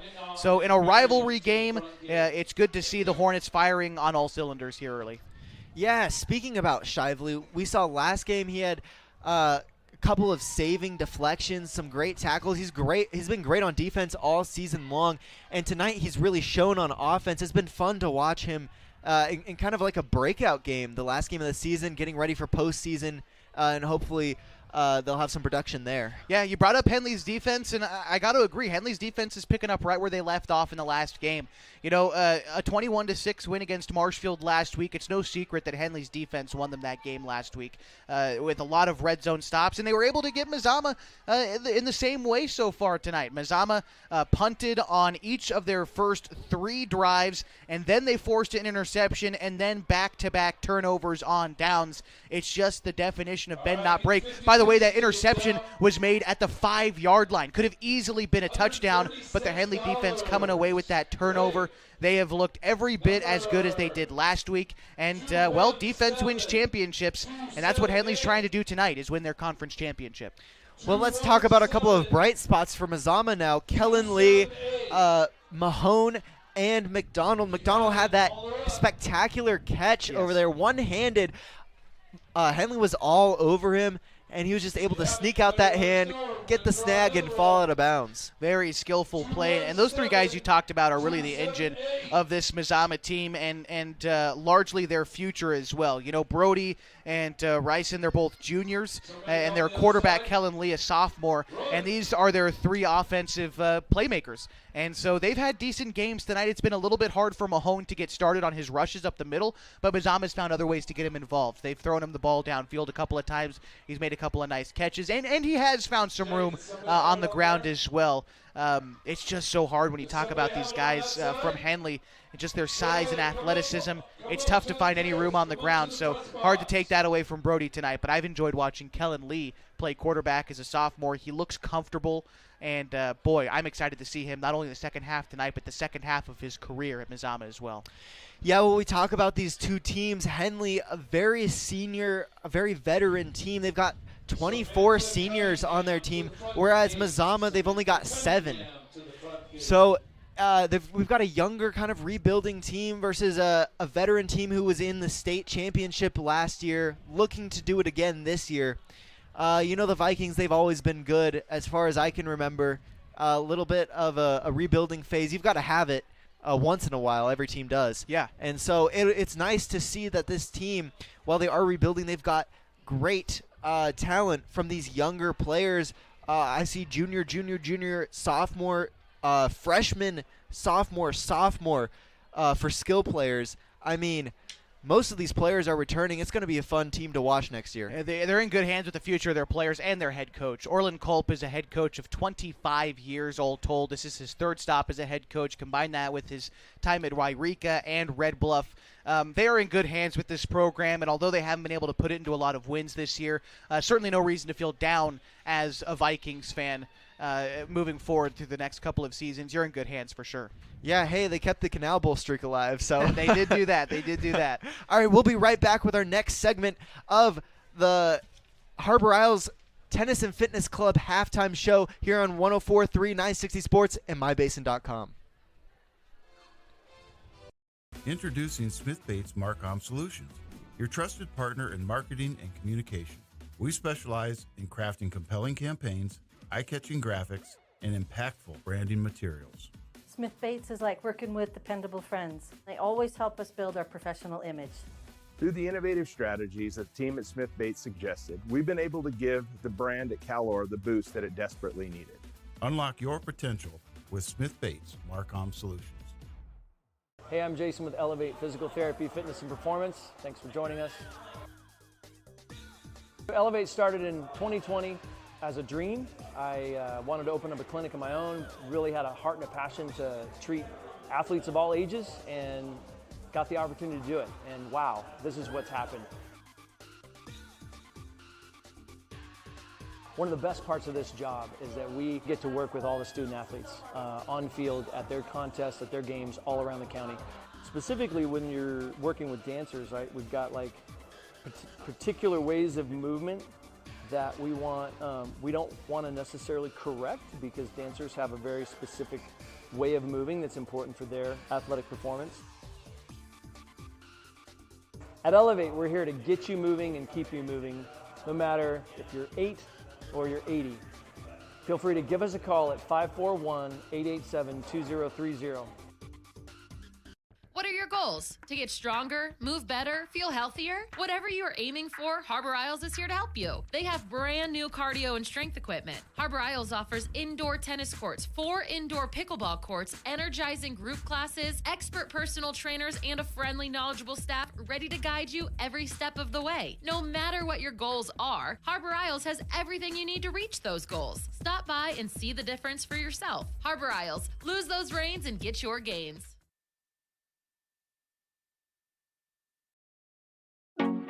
Over the last year, you've heard and seen the advertisement for God's Gifts 2, a local photographer who travels to high school sporting events and takes individual and team action photos at a great price. Something you may not know, though, is that the money from God's Gifts Photography supports 6 children in Kenya who Annalisa has met on mission trips. If you'd like to capture your athlete in action and help support these kids, call 541-281-2206. Search God's Gifts 2 on Facebook.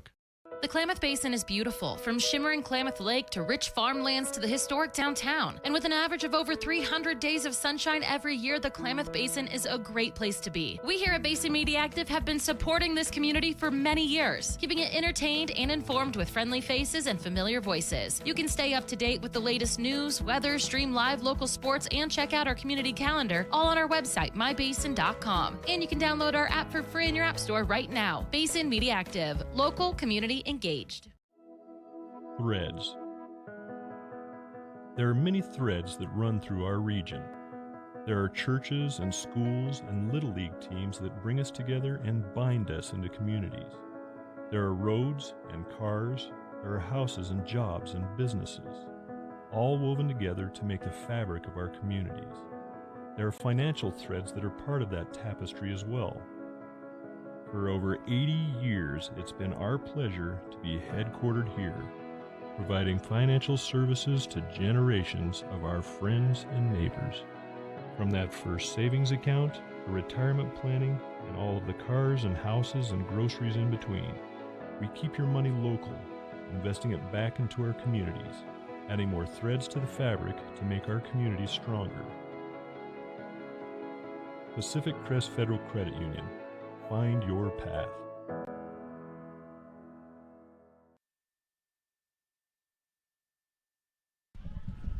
Welcome back to Henley Football on mybasin.com. This is the Harbor Isles Tennis and Fitness Club halftime show. Harbor Isles exists to provide a clean, multi-use facility for the advancement of health, wellness, and longevity to its members and the community.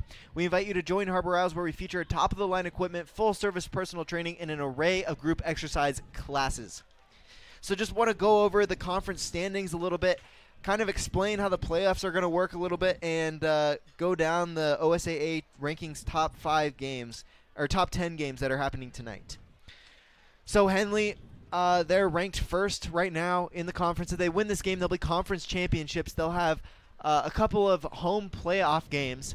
Marshfield and North Bend are now playing for the second place spot in the Skyline Conference. If Marshfield wins, they'll be co-championship Skyline Conference Championship winners with Henley. And so if Marshfield wins, they'll also get a home playoff spot. North Bend, if they win, they get the second place in the Skyline Conference. In the Skyline Conference, they're both 3-1.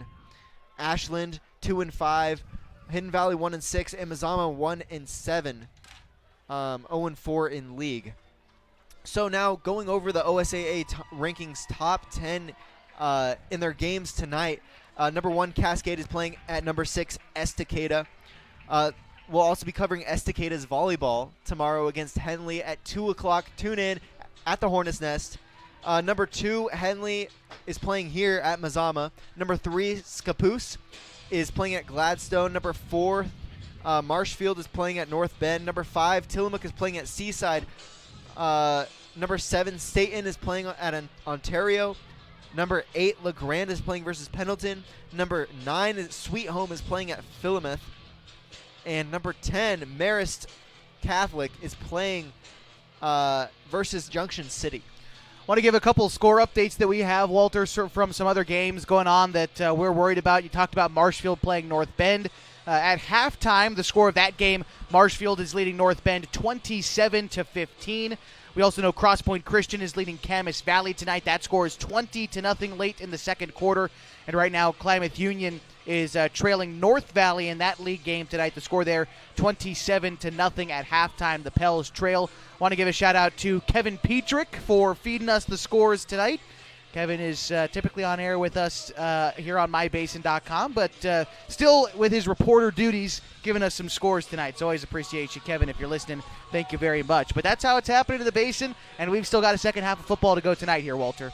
Yes, we do. And we'll be right back with that second half after a quick break here on 104.3 960 Sports and mybasin.com.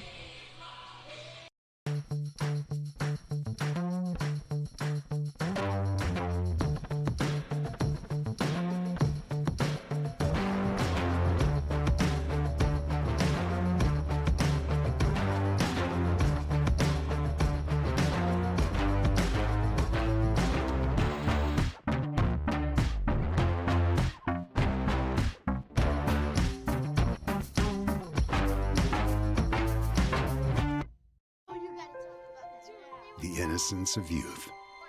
Is there anything any better? But soon they'll be in high school and facing all the same challenges you faced.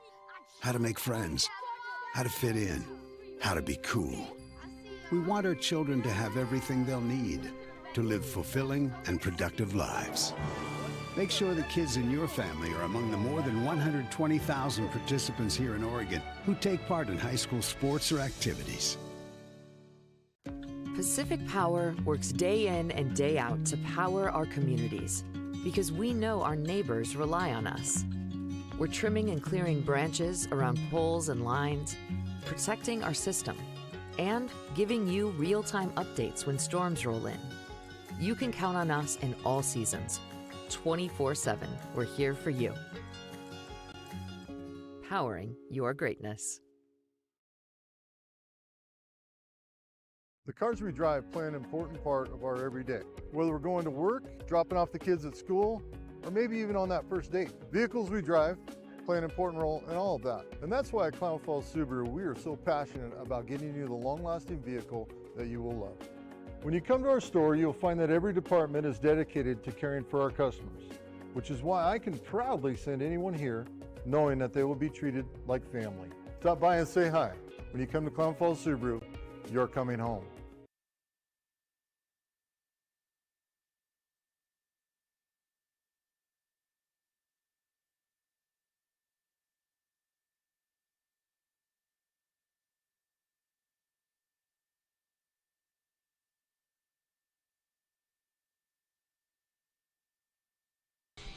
Welcome back to Henley Football on mybasin.com. The Henley Hornets lead 35-0 coming out of the half. That will mean that we will have a running clock for the rest of this game. As per the mercy rule, the Hornets will receive as they did defer in the first half. So the Mazama Vikings looking to kick it off. Be interesting to see how Henley plays, how long they leave starters in the game, things of that nature. Not to say the game is over, never want to be a downer for anything like that, but the Hornets, pardon me, certainly in the driver's seat coming into the second half and receiving the football to start.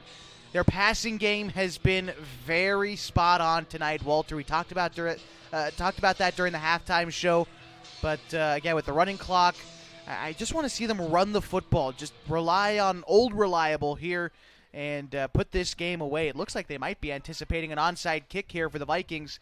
The Vikings are lined up, kind of bunched up, too. They might be trying to get the football to start this second half. Well, I wouldn't put it past them, and I wouldn't blame them. They're down 35-0 with a running clock. Might as well pull all the tricks out of your bag.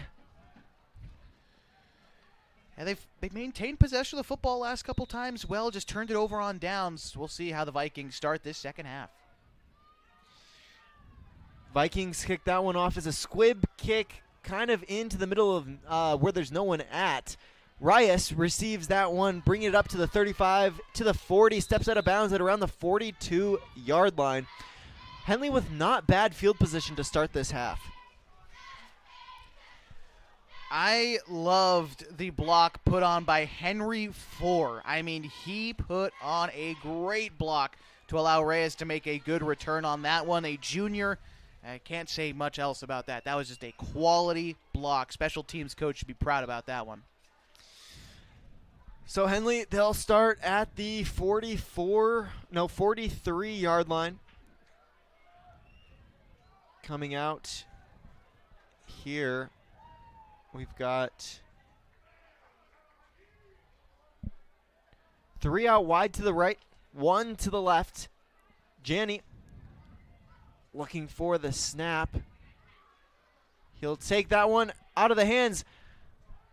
He'll take it around the right side, up the middle, finds a big hole, sheds a tackle. He's still going to the 20, to the 15, down to the 14-yard line. That was not Joe Janney. That was Cox. That was Derek Cox, the sophomore backup quarterback for the Hornets. Yeah, that was Derek Cox on the run there, and it looks like they starting to get some extra guys in for Henley as Joe's night might be done. Not surprising necessarily with the Hornets up big and a running clock and the playoffs on the horizon. And, hey, Derek has had a good season so far, so not surprised to see him in this role late in the ball game. Yeah, great run up the middle from him there. They'll line up with 3 out wide to the right, 1 to the left. Cox hands that one off. Going to the right side, looking for the pylon. They'll find it. Touchdown, Hornets. Making it 41-0 with 10 minutes and 7 seconds left on the clock in the third quarter. That was Jaden Pena. First time we've called him tonight. The senior running back, 5'8", 145 pounds, punching it in for 6 from about 13 yards out. Nice job, and the Hornets add 6 more to this lead, 41-0. Yeah, great couple of runs from the young guys there. Looking to kick this PAT is A.J. Patsky. The kick is up and through. The Hornets now lead 42-0 here with 9 minutes and 32 seconds left on the clock in the third quarter. This is Henley football on 104.3 and 960 Sports on mybasin.com. The innocence of youth.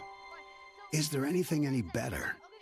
But soon they'll be in high school and facing all the same challenges you faced. How to make friends, how to fit in, how to be cool. We want our children to have everything they'll need to live fulfilling and productive lives. Make sure the kids in your family are among the more than 120,000 participants here in Oregon who take part in high school sports or activities.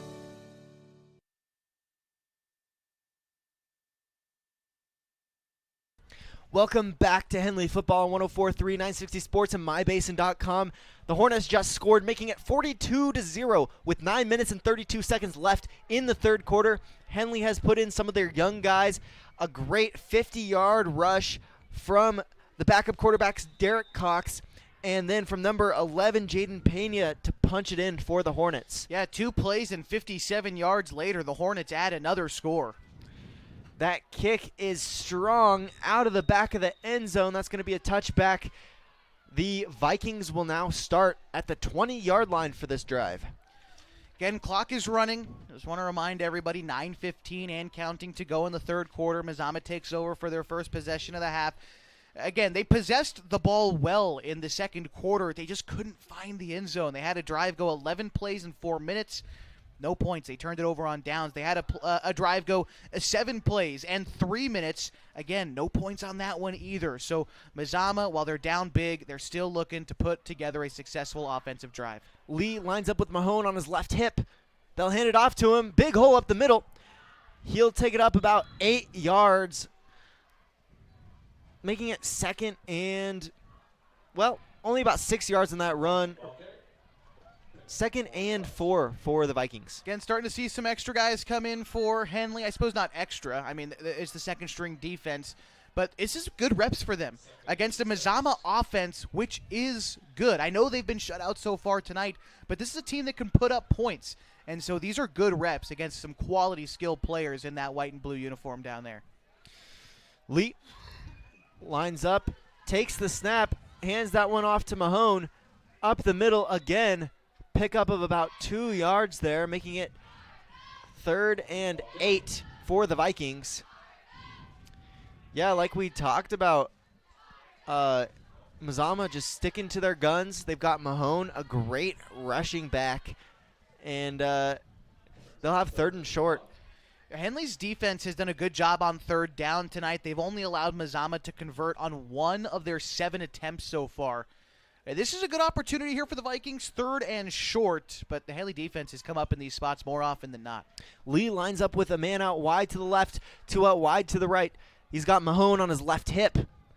Goes for the hard count. Almost got him to jump. This time he'll hand it off to Mahone again up the middle. This time swallowed up just past the line of scrimmage. Is that enough for a first down? The far side official says yes. First down, Vikings, with 7 minutes and 10 seconds left in the third quarter. Yeah, that was a good play by the big man up front from Henley. I want to say that was Tony De La Rosa in on the tackle. It didn't let Mahone get very far, but he did let him get just that 1 yard that they needed for the first. Overall, though, still a good defensive play there for Henley.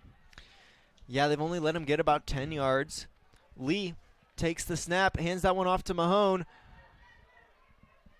It's actually a keeper for the quarterback. Actually a keeper. Great ball handling from Lee. Tackled for a loss of about a yard, but wow, that had me fooled. Yeah, that was a good option play by Lee. Tried to go out to the far sideline, but again, good job by Henley's edge to just use that sideline as an extra defender and eventually not allow Lee to get anywhere. No gain on the play, bringing up second down. Yeah, I saw Mahone, and I was like, why is Henley not tackling him? Turns out he was a blocker. Yeah, they sell the fake well. Lee lines up with 2 out wide to the right. This time he hands it off to Mahone. Up the middle. Gain of about 3 yards, bringing up 3rd and 7 for the Vikings. Converted once on 3rd down already this drive. Just a few plays ago on a simple rush up the gut from Mahone, but now longer field in front of him. Instead of 3rd and 1, it's 3rd and 6 officially here for Mazama. Yeah, great play from the second string Henley defense so far. Great reps. As we mentioned, 24 seniors will be graduating from Henley, so they're going to have to get their experience up quick. Lee takes the snap, rolls out to his right side, doesn't find anyone. He's got men in his backfield. Shoestring tackle there from number 25. That was Stephen Cassidy for the Hornets. Nice job by Cassidy to get in the backfield there and create havoc for Kellen Lee. And again, a smart decision by the sophomore quarterback Lee. Just had to get rid of that football. Better than to throw it into coverage. Just get rid of it and live to play another down. Although this does bring up 4th down, but I don't think the Vikings are particularly worried about that. They're certainly going to go for it. Yeah, so 42-0 with about 4 minutes and 54 seconds left in the third quarter. The Hornets lead. The Vikings looking for a play. They'll have to call a timeout, and so will we. We'll be right back with more third quarter action with Henley football here on 104.3 960 Sports and MyBasin.com. Over the last year, you've heard and seen the advertisement for God's Gifts 2, a local photographer who travels to high school sporting events and takes individual and team action photos at a great price. Something you may not know, though, is that the money from God's Gifts Photography supports 6 children in Kenya who Annalisa has met on mission trips. If you'd like to capture your athlete in action and help support these kids, call 541-281-2206. Search God's Gifts 2 on Facebook.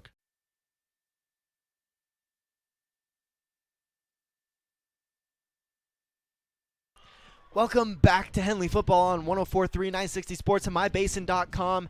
The Mazama Vikings just called a timeout, trying to sort some stuff out. Henley leads 42-0 with 4 minutes and 45 seconds left in the third quarter. The Vikings now take the field. Yeah, they face fourth down on this play. Coach Culp was talking with his quarterback, Lee, before the timeout was called and then again after the timeout. So the Vikings might have something special drawn up here for fourth down. Yeah, last game of the season, this will be fun. Lee sends Mahone in motion. Lee plants his feet, throws over the middle, up to the sideline, brought down at around the 43-yard line. That was number 11, Jace Feebeck, the freshman. Great reception there, great throw from Lee. And that'll pick up a first down for the Vikings. Yeah, Feebeck just ran a simple little curl route there to convert on fourth down. Got to the soft spot of the defense and then turned his way upfield. Just a solid veteran play from the freshman. Nice job there from Feebeck. Lee takes the snap, rolls out to his left side, looking downfield. He finds a man in the open space, picks up the first down. Boy, he got shifty there, shedding one of the tacklers and going upfield for about 4 yards after the first down. That was McDonald with the reception. And so that's 2 first downs in a row for the Vikings. It's one of the most athletic things that you can do, period, is the ability to stop and start and just hit the brakes on a dime like McDonald just did there. He was running upfield, slammed on the brakes. The Henley defender missed him, just made him look silly, and a good first down there by McDonald on good footwork. That was an impressive play to watch. Yeah, one of the coolest things you can do, too. Just that hezzy step. You better hope that Annalisa Casson is down there, God's Gifts Photography, taking a picture of that moment. Absolutely. Lee takes the snap, rolls out to his right side, fires downfield. He's got his man. There's no one in front of him to the 10, to the 5. Touchdown, Vikings. They will get rid of that 0 on the scoreboard with 3 minutes left until half. That makes it 42-6 here in the third quarter. That was Max Rogers on the touchdown catch, and Henry Ford sold out for the interception for Henley. And once he did, there was no one left for Rogers to beat. He took it to the house for the Vikings' first score of the night. And a nice job there for Rogers to add some points on the board for the Vikings. Yeah, great pass from Lee. Great anticipation. Threw his man open, and they'll go for 2 here.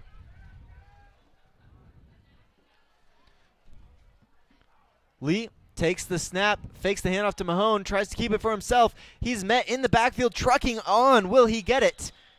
Let's see what they say. No, they will not. 42-6. The Hornets lead with 2 minutes left here in the third quarter. All right, we were talking about earlier Annalisa Casson. She's got great skills with the camera. Her photographs are fun to see. Most of the photos on mybasin.com are actually taken by her. Yeah, very true. All the photos we use for our sports stories and on our Facebook graphics and all that stuff taken by Annalisa. She does a great job. Yeah, are you a parent of a high school athlete tired of trying to take good photos and keep up with the action? There's a solution. God's Gifts Photography attends high school sporting events in the Basin to take individual and team action photos at a great price. Search God Gifts 2 on Facebook to learn more. Another great sponsor of ours makes delicious food, Howard's Meat Center. Welcome to Howard's Meat Center, where tradition meets innovation with every cut and every bite of Smoke and H barbecue. As you step through our doors, you're not just entering a meat center, you're stepping back to a time when the quality of the meat and the depth of the customer service were everything. Check out Howard's Meat Center next to Les Schwab Tires on South 6th Street. All right, so the Vikings taking the field to kick it off again. Got to give credit to Mazama from that last drive. Look, they know what the score disparity is, but they took their time, and in 10 plays, they go 80 yards. Quite a bit of time off the clock, 7.5 minutes. Again, the clock is constantly running. After a touchdown, it'll resume again, but just a quality drive. 10 plays, 80 yards, and a Max Rogers touchdown catch. That's exactly what you want if you're Mazama. The kick is up and away. Going back for it is Kundal. He'll pick it up at around the 5-yard line, bringing it up to the 20, to the 25, stepping out of bounds at the 30. And that wasn't Kundal, that was Henry 4 with the return. Yeah, like we said, Mazama fighting back. They may be down, but there's still a lot of pride here in Viking Nation.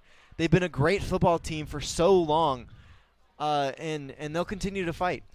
Yeah, no doubt about it. They were a good team for a long, long time. I mean, you take a look at the previous 10 seasons before last year, and they were conference champions 10 years in a row. Orland Culp taking over for my money, one of the best coaches in Klamath Basin football history, Mr. Vic Lease, who coached here at Mazama for 11 years, won 85 games for the Vikings, and the unofficial state championship in 2021. So certainly a long line of good football here in the blue and white. Cox takes the snap, sets his feet, fires to his right side. That's caught up to the 40-yard line, maybe the 39. That was... Did you see who that was, Josh? I was looking at the Mazama defender who made a great open field tackle. I'll highlight Ryzen McDonald, who broke down for a good open field tackle there to stop an even larger game, but I couldn't quite make out who caught that ball for Henley. Yeah, these lights really wash out the yellow on white. They do. Yes. 3 receivers out wide to the right, 1 out wide to the left. Cox hands that one up the middle. Met by all of Mazama's linemen there. He gains about 2 yards on the play. That time, that was Stephen Cassidy with the rush. Players coming off the field. Walter, we have a second here before the end of the third quarter. I want to share, you brought up those lights. Last year, Henley goes to the state semifinal. The lights on one side of the field go completely dark. So they only play on one half of the field for the whole game against Cascade last year in the semifinal. They just eliminated one half of the field entirely. So we're used to funky light situation in Hornets country, Walter. It doesn't hurt us too much. And right now, up big against Mazama. I can't believe that was legal. In a semifinal game. It was certainly interesting, but we made it work. We'll be right back with the fourth quarter of Henley football here on 104.3, 960 Sports, and mybasin.com.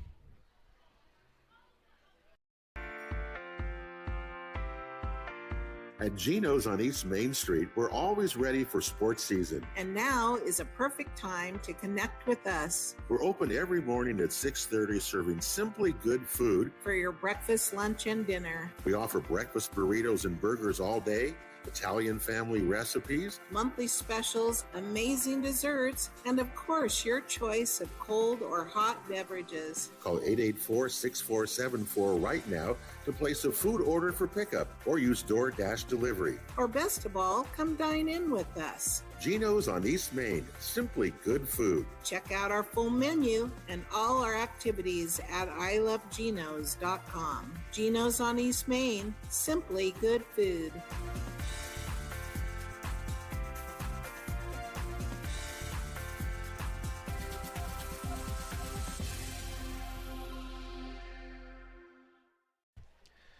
We bring it back to a fourth quarter already in progress between the Hornets and the Vikings. First play from scrimmage for Henley goes backwards a few yards. They'll face 3rd and 12, but overall the Hornets feeling pretty good at this point in the ball game. They're up 42-6 and a running clock against the Vikings. Henley in control of this football game, and this will be the fourth play of this drive. Just looking to close out a victory in the final game of the season and clinch up a Skyline Conference championship.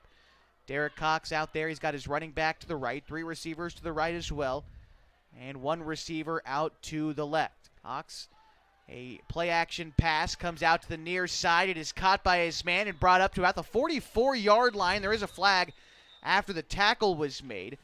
The catch, I believe that was Glidden on the catch, perhaps there for Henley. Regardless, we'll find out what this flag is before we get too ahead of ourselves. It'll be holding against Henley, so this one will go back. They'll replay third down. Yeah, good tackle there for McDonald, the star receiver on offense, and then on defense, a good DB, able to make that open field tackle, and, well, it got called back, but it was still a good stop.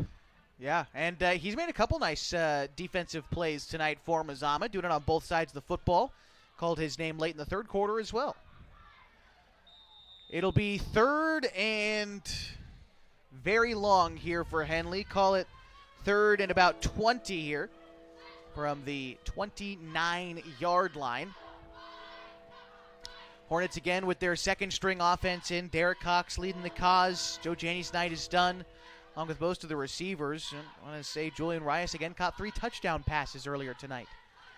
All right, formation for Henley with a running back to the right side of Cox. He's got 3 men out wide to the right.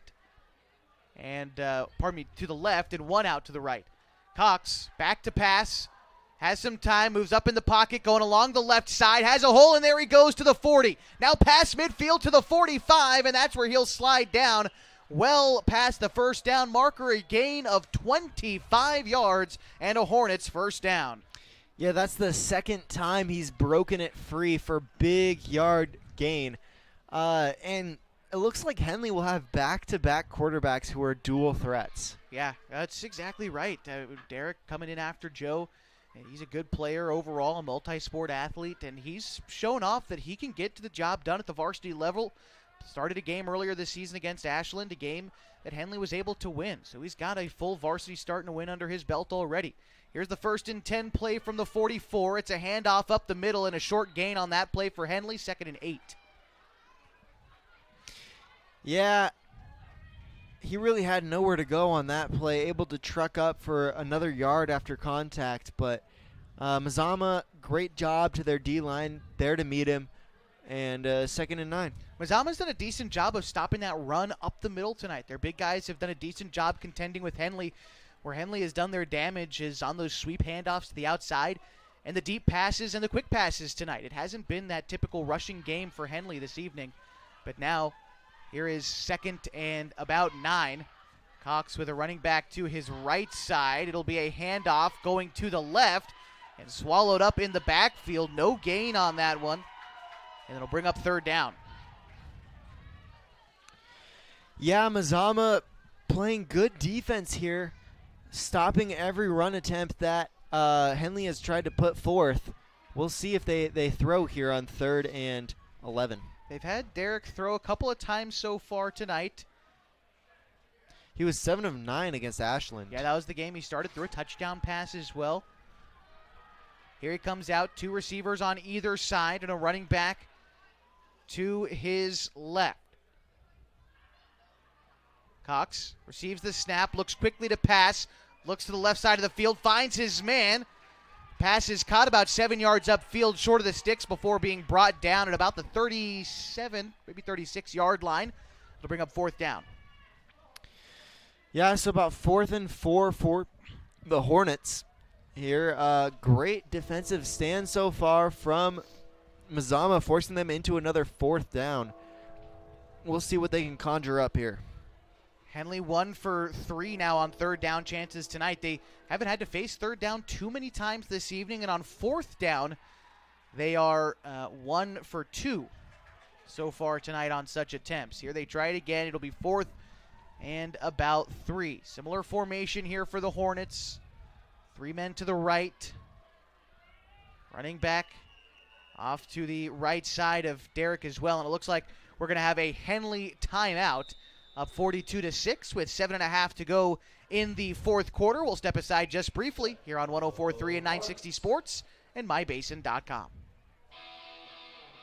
We drive play an important part of our everyday. Whether we're going to work, dropping off the kids at school, or maybe even on that first date. Vehicles we drive play an important role in all of that. And that's why at Clown Falls Subaru, we are so passionate about getting you the long-lasting vehicle that you will love.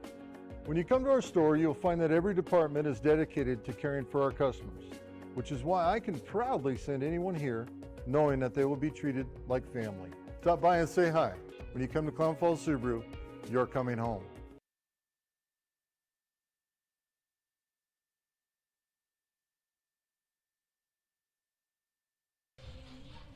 Oh no. I'm used to the window being closed. 42-6 our score. Henley leads, 7.5 to go in the fourth quarter, and they face 4th and 3. Cox receives a snap, back to pass, looks to the near sideline. The pass is caught at the 30. That's good enough for a Hornets first down. In on the catch, the junior, Porter Frost. First time we've called his name tonight, and it's a first down for the Hornets and a 4th down conversion. Yeah, that's a great moment there for Cox and Frost. They'll be starting next year for the Hornets on varsity. Clutch play on 4th down to pick up the first. It's that connection between a couple baseball players there for Henley. 1st and 10 from the 30.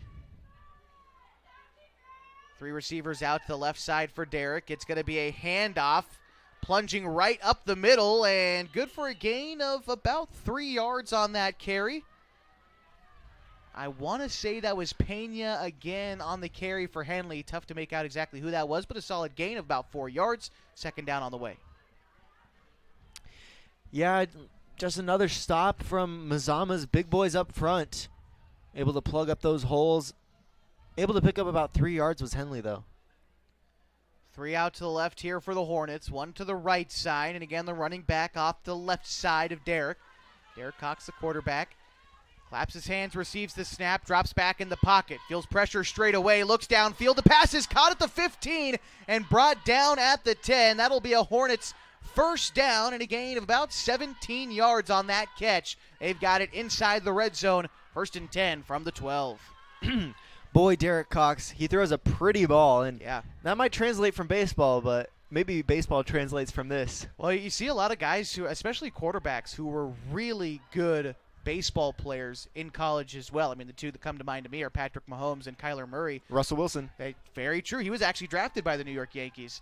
So, yeah, very true. 1st and 10 here for the Hornets from the 12. 2 receivers to either side for the Hornets. It's going to be a handoff up the middle. I believe that's Jesse Smith on the carry this time. And it'll bring up 2nd down after a short carry. A short gain on that carry. 5:18 and counting to go in the ball game. 42-6. The Hornets looking to close out a win here on the road. They're within the 10.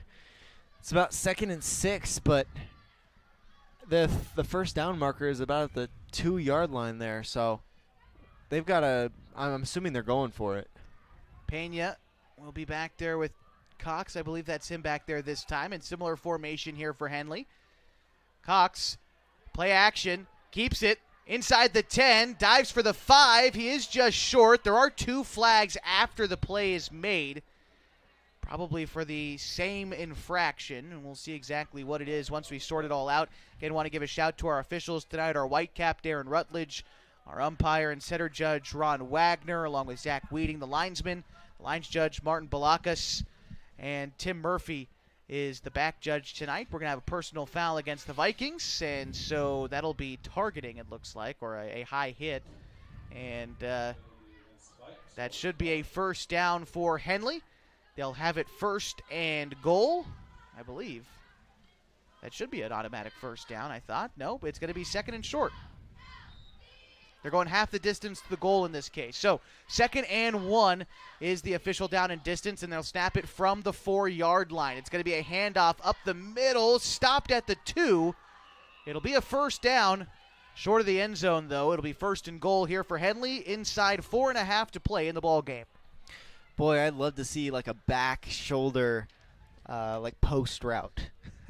Just a little floater into the end zone, something exciting. That'd be fun. I can get behind that. I love a little post route, a little fade into the corner, something like that. But here we go. Hornets, similar formation. They're lining up to just do the same thing once more. Plunge it up the middle. It's going to be a keeper for Cox on the option. Goes left, goes forward into the end zone, and a Hornets touchdown. Derek Cox punching it in for 6, and the Hornets lead 48-6 with 4 minutes to go in this one. Yeah, great play by the second string there, able to march it on down the field. Very composed, very confident, and Cox leading that drive ended up scoring the touchdown. Great job to him. Let's see. It looks like Balzati might be on to kick this extra point here for Henley. Oh, no, pardon me. It is A.J. Patsky on to kick the extra point for the Hornets. Here's the snap. It's a high snap. The hold is there. The kick is up, and it is wide left. Our score will remain 48-6 with 3:15 to go in the ball game. We'll step aside one final time in regulation. Back with more Henley football after this on 104.3 and 960 Sports and mybasin.com. Time to reclaim your health and your autonomy. At Heartfelt OBGYN, they focus on you. Their evidence-based approach to care means fewer office visits and a targeted treatment plan to directly address your specific needs. They believe in solutions for their patients, not the industry's profit margin. The providers at Heartfelt OBGYN are committed to serving the community and giving back to the basin. Find them at heartfeltobgyn.com. Heartfelt, because you deserve to be in control of your body and your informed choices.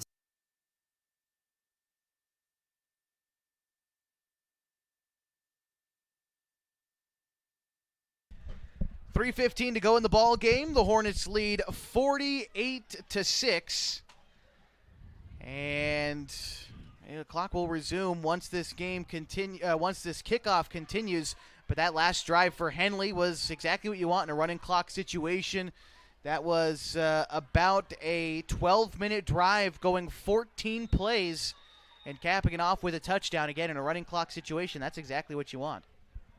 And so here we go here for the Hornets, set to kick things off. The kick is going to fly out of the back of the end zone. Another touchback, and Mazama will take it over 1st and 10 at the 20. Yeah, we've seen that a lot. Kicker Balzati, very good for the Hornets. He, like you said earlier, it seems like every time he kicks it, it just gets harder, more powerful, more up in the air, more airtime. All of the above. It's a great tool to have as we look ahead to the postseason, forcing offenses to consistently start at the 20, disallowing big returns. Even an extra 20 yards can go a long way for offenses. So just pinning them back to consistently start right here is beneficiary to the Henley defense, and it's credit to the kicker. Here we go for Mazama's potentially final offensive drive of the ball game. Lee is alone in the backfield with 3 men to the right and 2 men to the left. It's a quick pitch to Brody Mahone. He makes the catch about 4 yards upfield and then wrestled down. It'll bring up 2nd down here for Mazama. Yeah, great pass from Lee. Set his feet, fired quickly to Mahone. Everything that you want out of a sophomore quarterback there. Able to hit Mahone 4 yards upfield, like you said, and 2nd down. 2 men to either side here for Lee. They've also got a tight end lined up on the right. Mahone is going to take a handoff on a dive play going to the right side. He's taken down at the line of scrimmage, trying to string the play out to the sideline, but the Henley defender caught him up by the shoelaces and took him down to now face 3rd down. Inside of 2 minutes left to go in the ball game, Henley leads 48-6. It's kind of crazy to me that Henley has varsity-level players at their 2nd string. Yeah, they've got guys who could start on a lot of other teams coming off the bench for them, and that's, I mean, talk about guys maybe complaining about getting playing time, but it's a good problem to have. And I don't think that a playing time is a problem for this Henley team because winning kind of quells all of those problems. The 3rd down play is a pass play coming to the near side. It is incomplete. The intended target was McDonald, but he drops it. And it brings up 4th and about 6. Clock continues to run, 1:15 to go. Yeah, great throw on the run from Lee. McDonald just not able to catch it, not able to keep his hands on it. Brings up 4th down. Lee again alone in the backfield. 2 receivers to the near side, including a tight end. They've also got 2 receivers out to the right. Lee calls for the snap, rolls to the near side, feels pressure in his face, looks over the middle. The pass is intercepted at the 40. Brought up past the 30. That's Henry 4 to the 25, to the 20, to the 10, 5. He's out of bounds, and there's a flag on the play. But Henry 4 with an interception. I'm almost certain that the interception will stand, but we got to sort out these flags as well. The clock is stopped at 40 seconds to go. I think the officials stopped the clock on the turnover. Let's sort this out exactly, but 4 just in the right spot at the right time for the interception. Yeah, That's kind of what a coincidence it was after we mentioned that these second-string players could start on almost any varsity. Interception just there. Almost a pick six from Henry 4. Yeah, I'd love to see what the flags are. I'm thinking it might be something to do with the blocking after the fact. Yeah, sometimes you can get a little bit hairy with those blocks going the other way. Stuff can turn into blindside blocks or blocking the backs really easily when Mazama players have their head turned. So it could see something like that. But good job by Henley's defense to kind of switch gears and start blocking. Even if you get an illegal block in there, sometimes you can live with those mistakes. Not in close games, but in games like this, you're okay with your players playing extra hard, especially when it's the second-string guys trying to get into the action.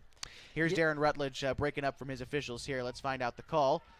It's going to be holding against Mazama. And I believe the penalty's not going to impact them that much. It'll be 1st and 10, Henley, 40 seconds. We may just see victory formation here from the Hornets. Snap the ball once, maybe twice to shore up this ball game.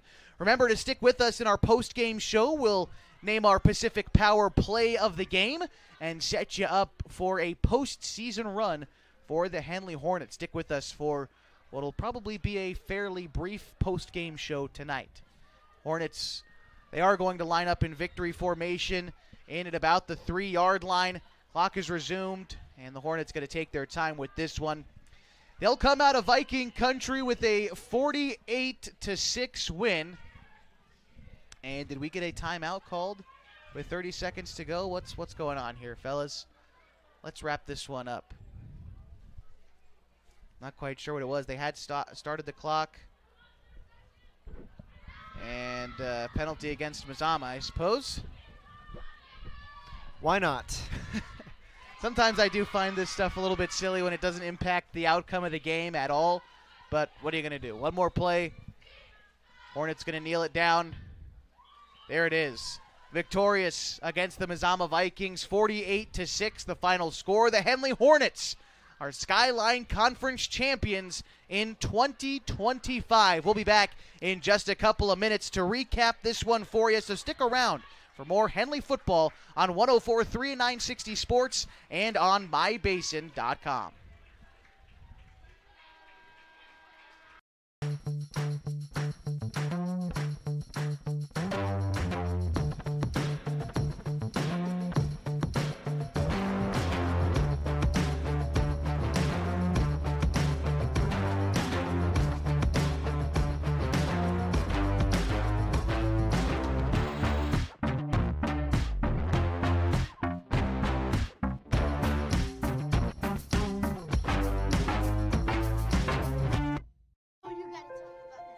The innocence of youth. Is there anything any better? But soon they'll be in high school and facing all the same challenges you faced.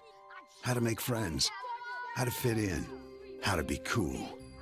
We want our children to have everything they'll need to live fulfilling and productive lives. Make sure the kids in your family are among the more than 120,000 participants here in Oregon who take part in high school sports or activities. Pacific Power works day in and day out to power our communities because we know our neighbors rely on us. We're trimming and clearing branches around poles and lines, protecting our system, and giving you real-time updates when storms roll in. You can count on us in all seasons. 24/7, we're here for you. Powering your greatness. The cars we drive play an important part of our everyday.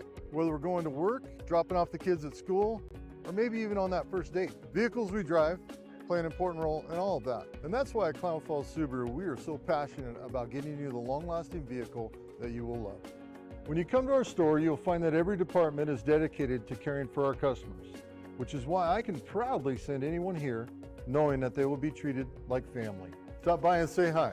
When you come to Clown Falls Subaru, you're coming home.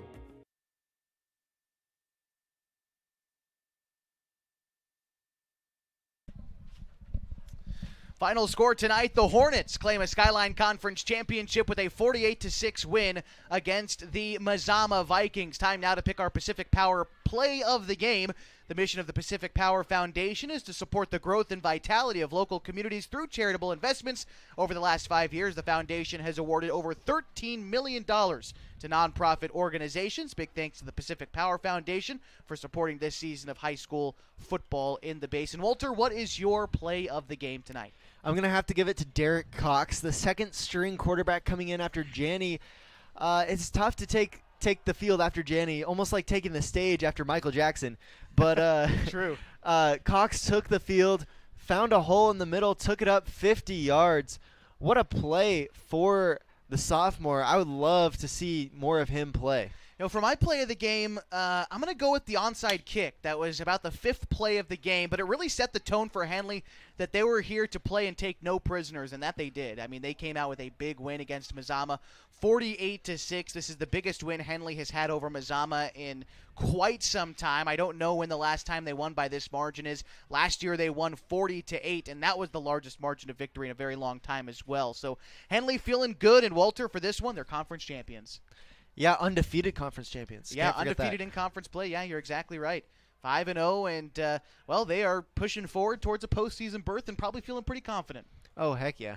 They are going to be getting a couple of home games as they are ranked 2nd in the state. They're behind Cascade. Don't quite know who they're going to play yet. Whoever winds up as the 15th seed, keep your eye on OSAA.org to find out all of the state rankings, and they'll be likely coming out probably tomorrow night. The rankings will freeze, and the brackets will be solidified by this weekend. So the Hornets postseason bound, trying to make it back to the state championship game for the 3rd year in a row, and the road starts next week. We'll be live on the broadcast for you for Henley playoff football next week, wherever we might be, whether it's here at Mazama or over at Henley High School, and we'll be live right here on 104.3 and 960 Sports and MyBasin.com. Also want to remind you, we'll be here tomorrow on MyBasin.com for Henley Volleyball, their home playoff game against Estacada. Walter, that's going to be a fun one, too. Oh, heck yeah. I'm excited for that one. Boy, am I excited for that one. A lot of playoffs ahead of us, and the Hornets looking good. Again, 48-6 was the final score tonight. Any final thoughts before we wrap this thing up, Walter? No, great job from Derek Cox in the second string to keep up the play against against Mazama, excuse me. Great play from quarterback Lee, the sophomore for Mazama. They're in good hands. Their future is in good hands, especially with Coach Orlin Culp and quarterback Lee. Want to give a shout out to Coach Culp for being so gracious, talking with us in the pregame show, pregame tonight, getting his lineup to us. And also big thanks to Henley head coach Matt Green. Also the athletic director here at Mazama High School, Mr. Ian O'Brien, for giving us a spot in the box. Also always want to give a shout out to Tom Keller, the public address announcer here at Mazama High School. Always love catching up with him. Big thanks to everybody for tuning in tonight for another edition of Henley Football. Tomorrow the playoffs begin, but tonight the Hornets are victorious. A 48-6 final score against their crosstown rival, the Mazama Vikings. For Walter Hartley and Caitlin Rodriguez, my name is Josh Eldridge. Thank you so much for joining us. So long and good night, and happy Halloween from Mazama High School.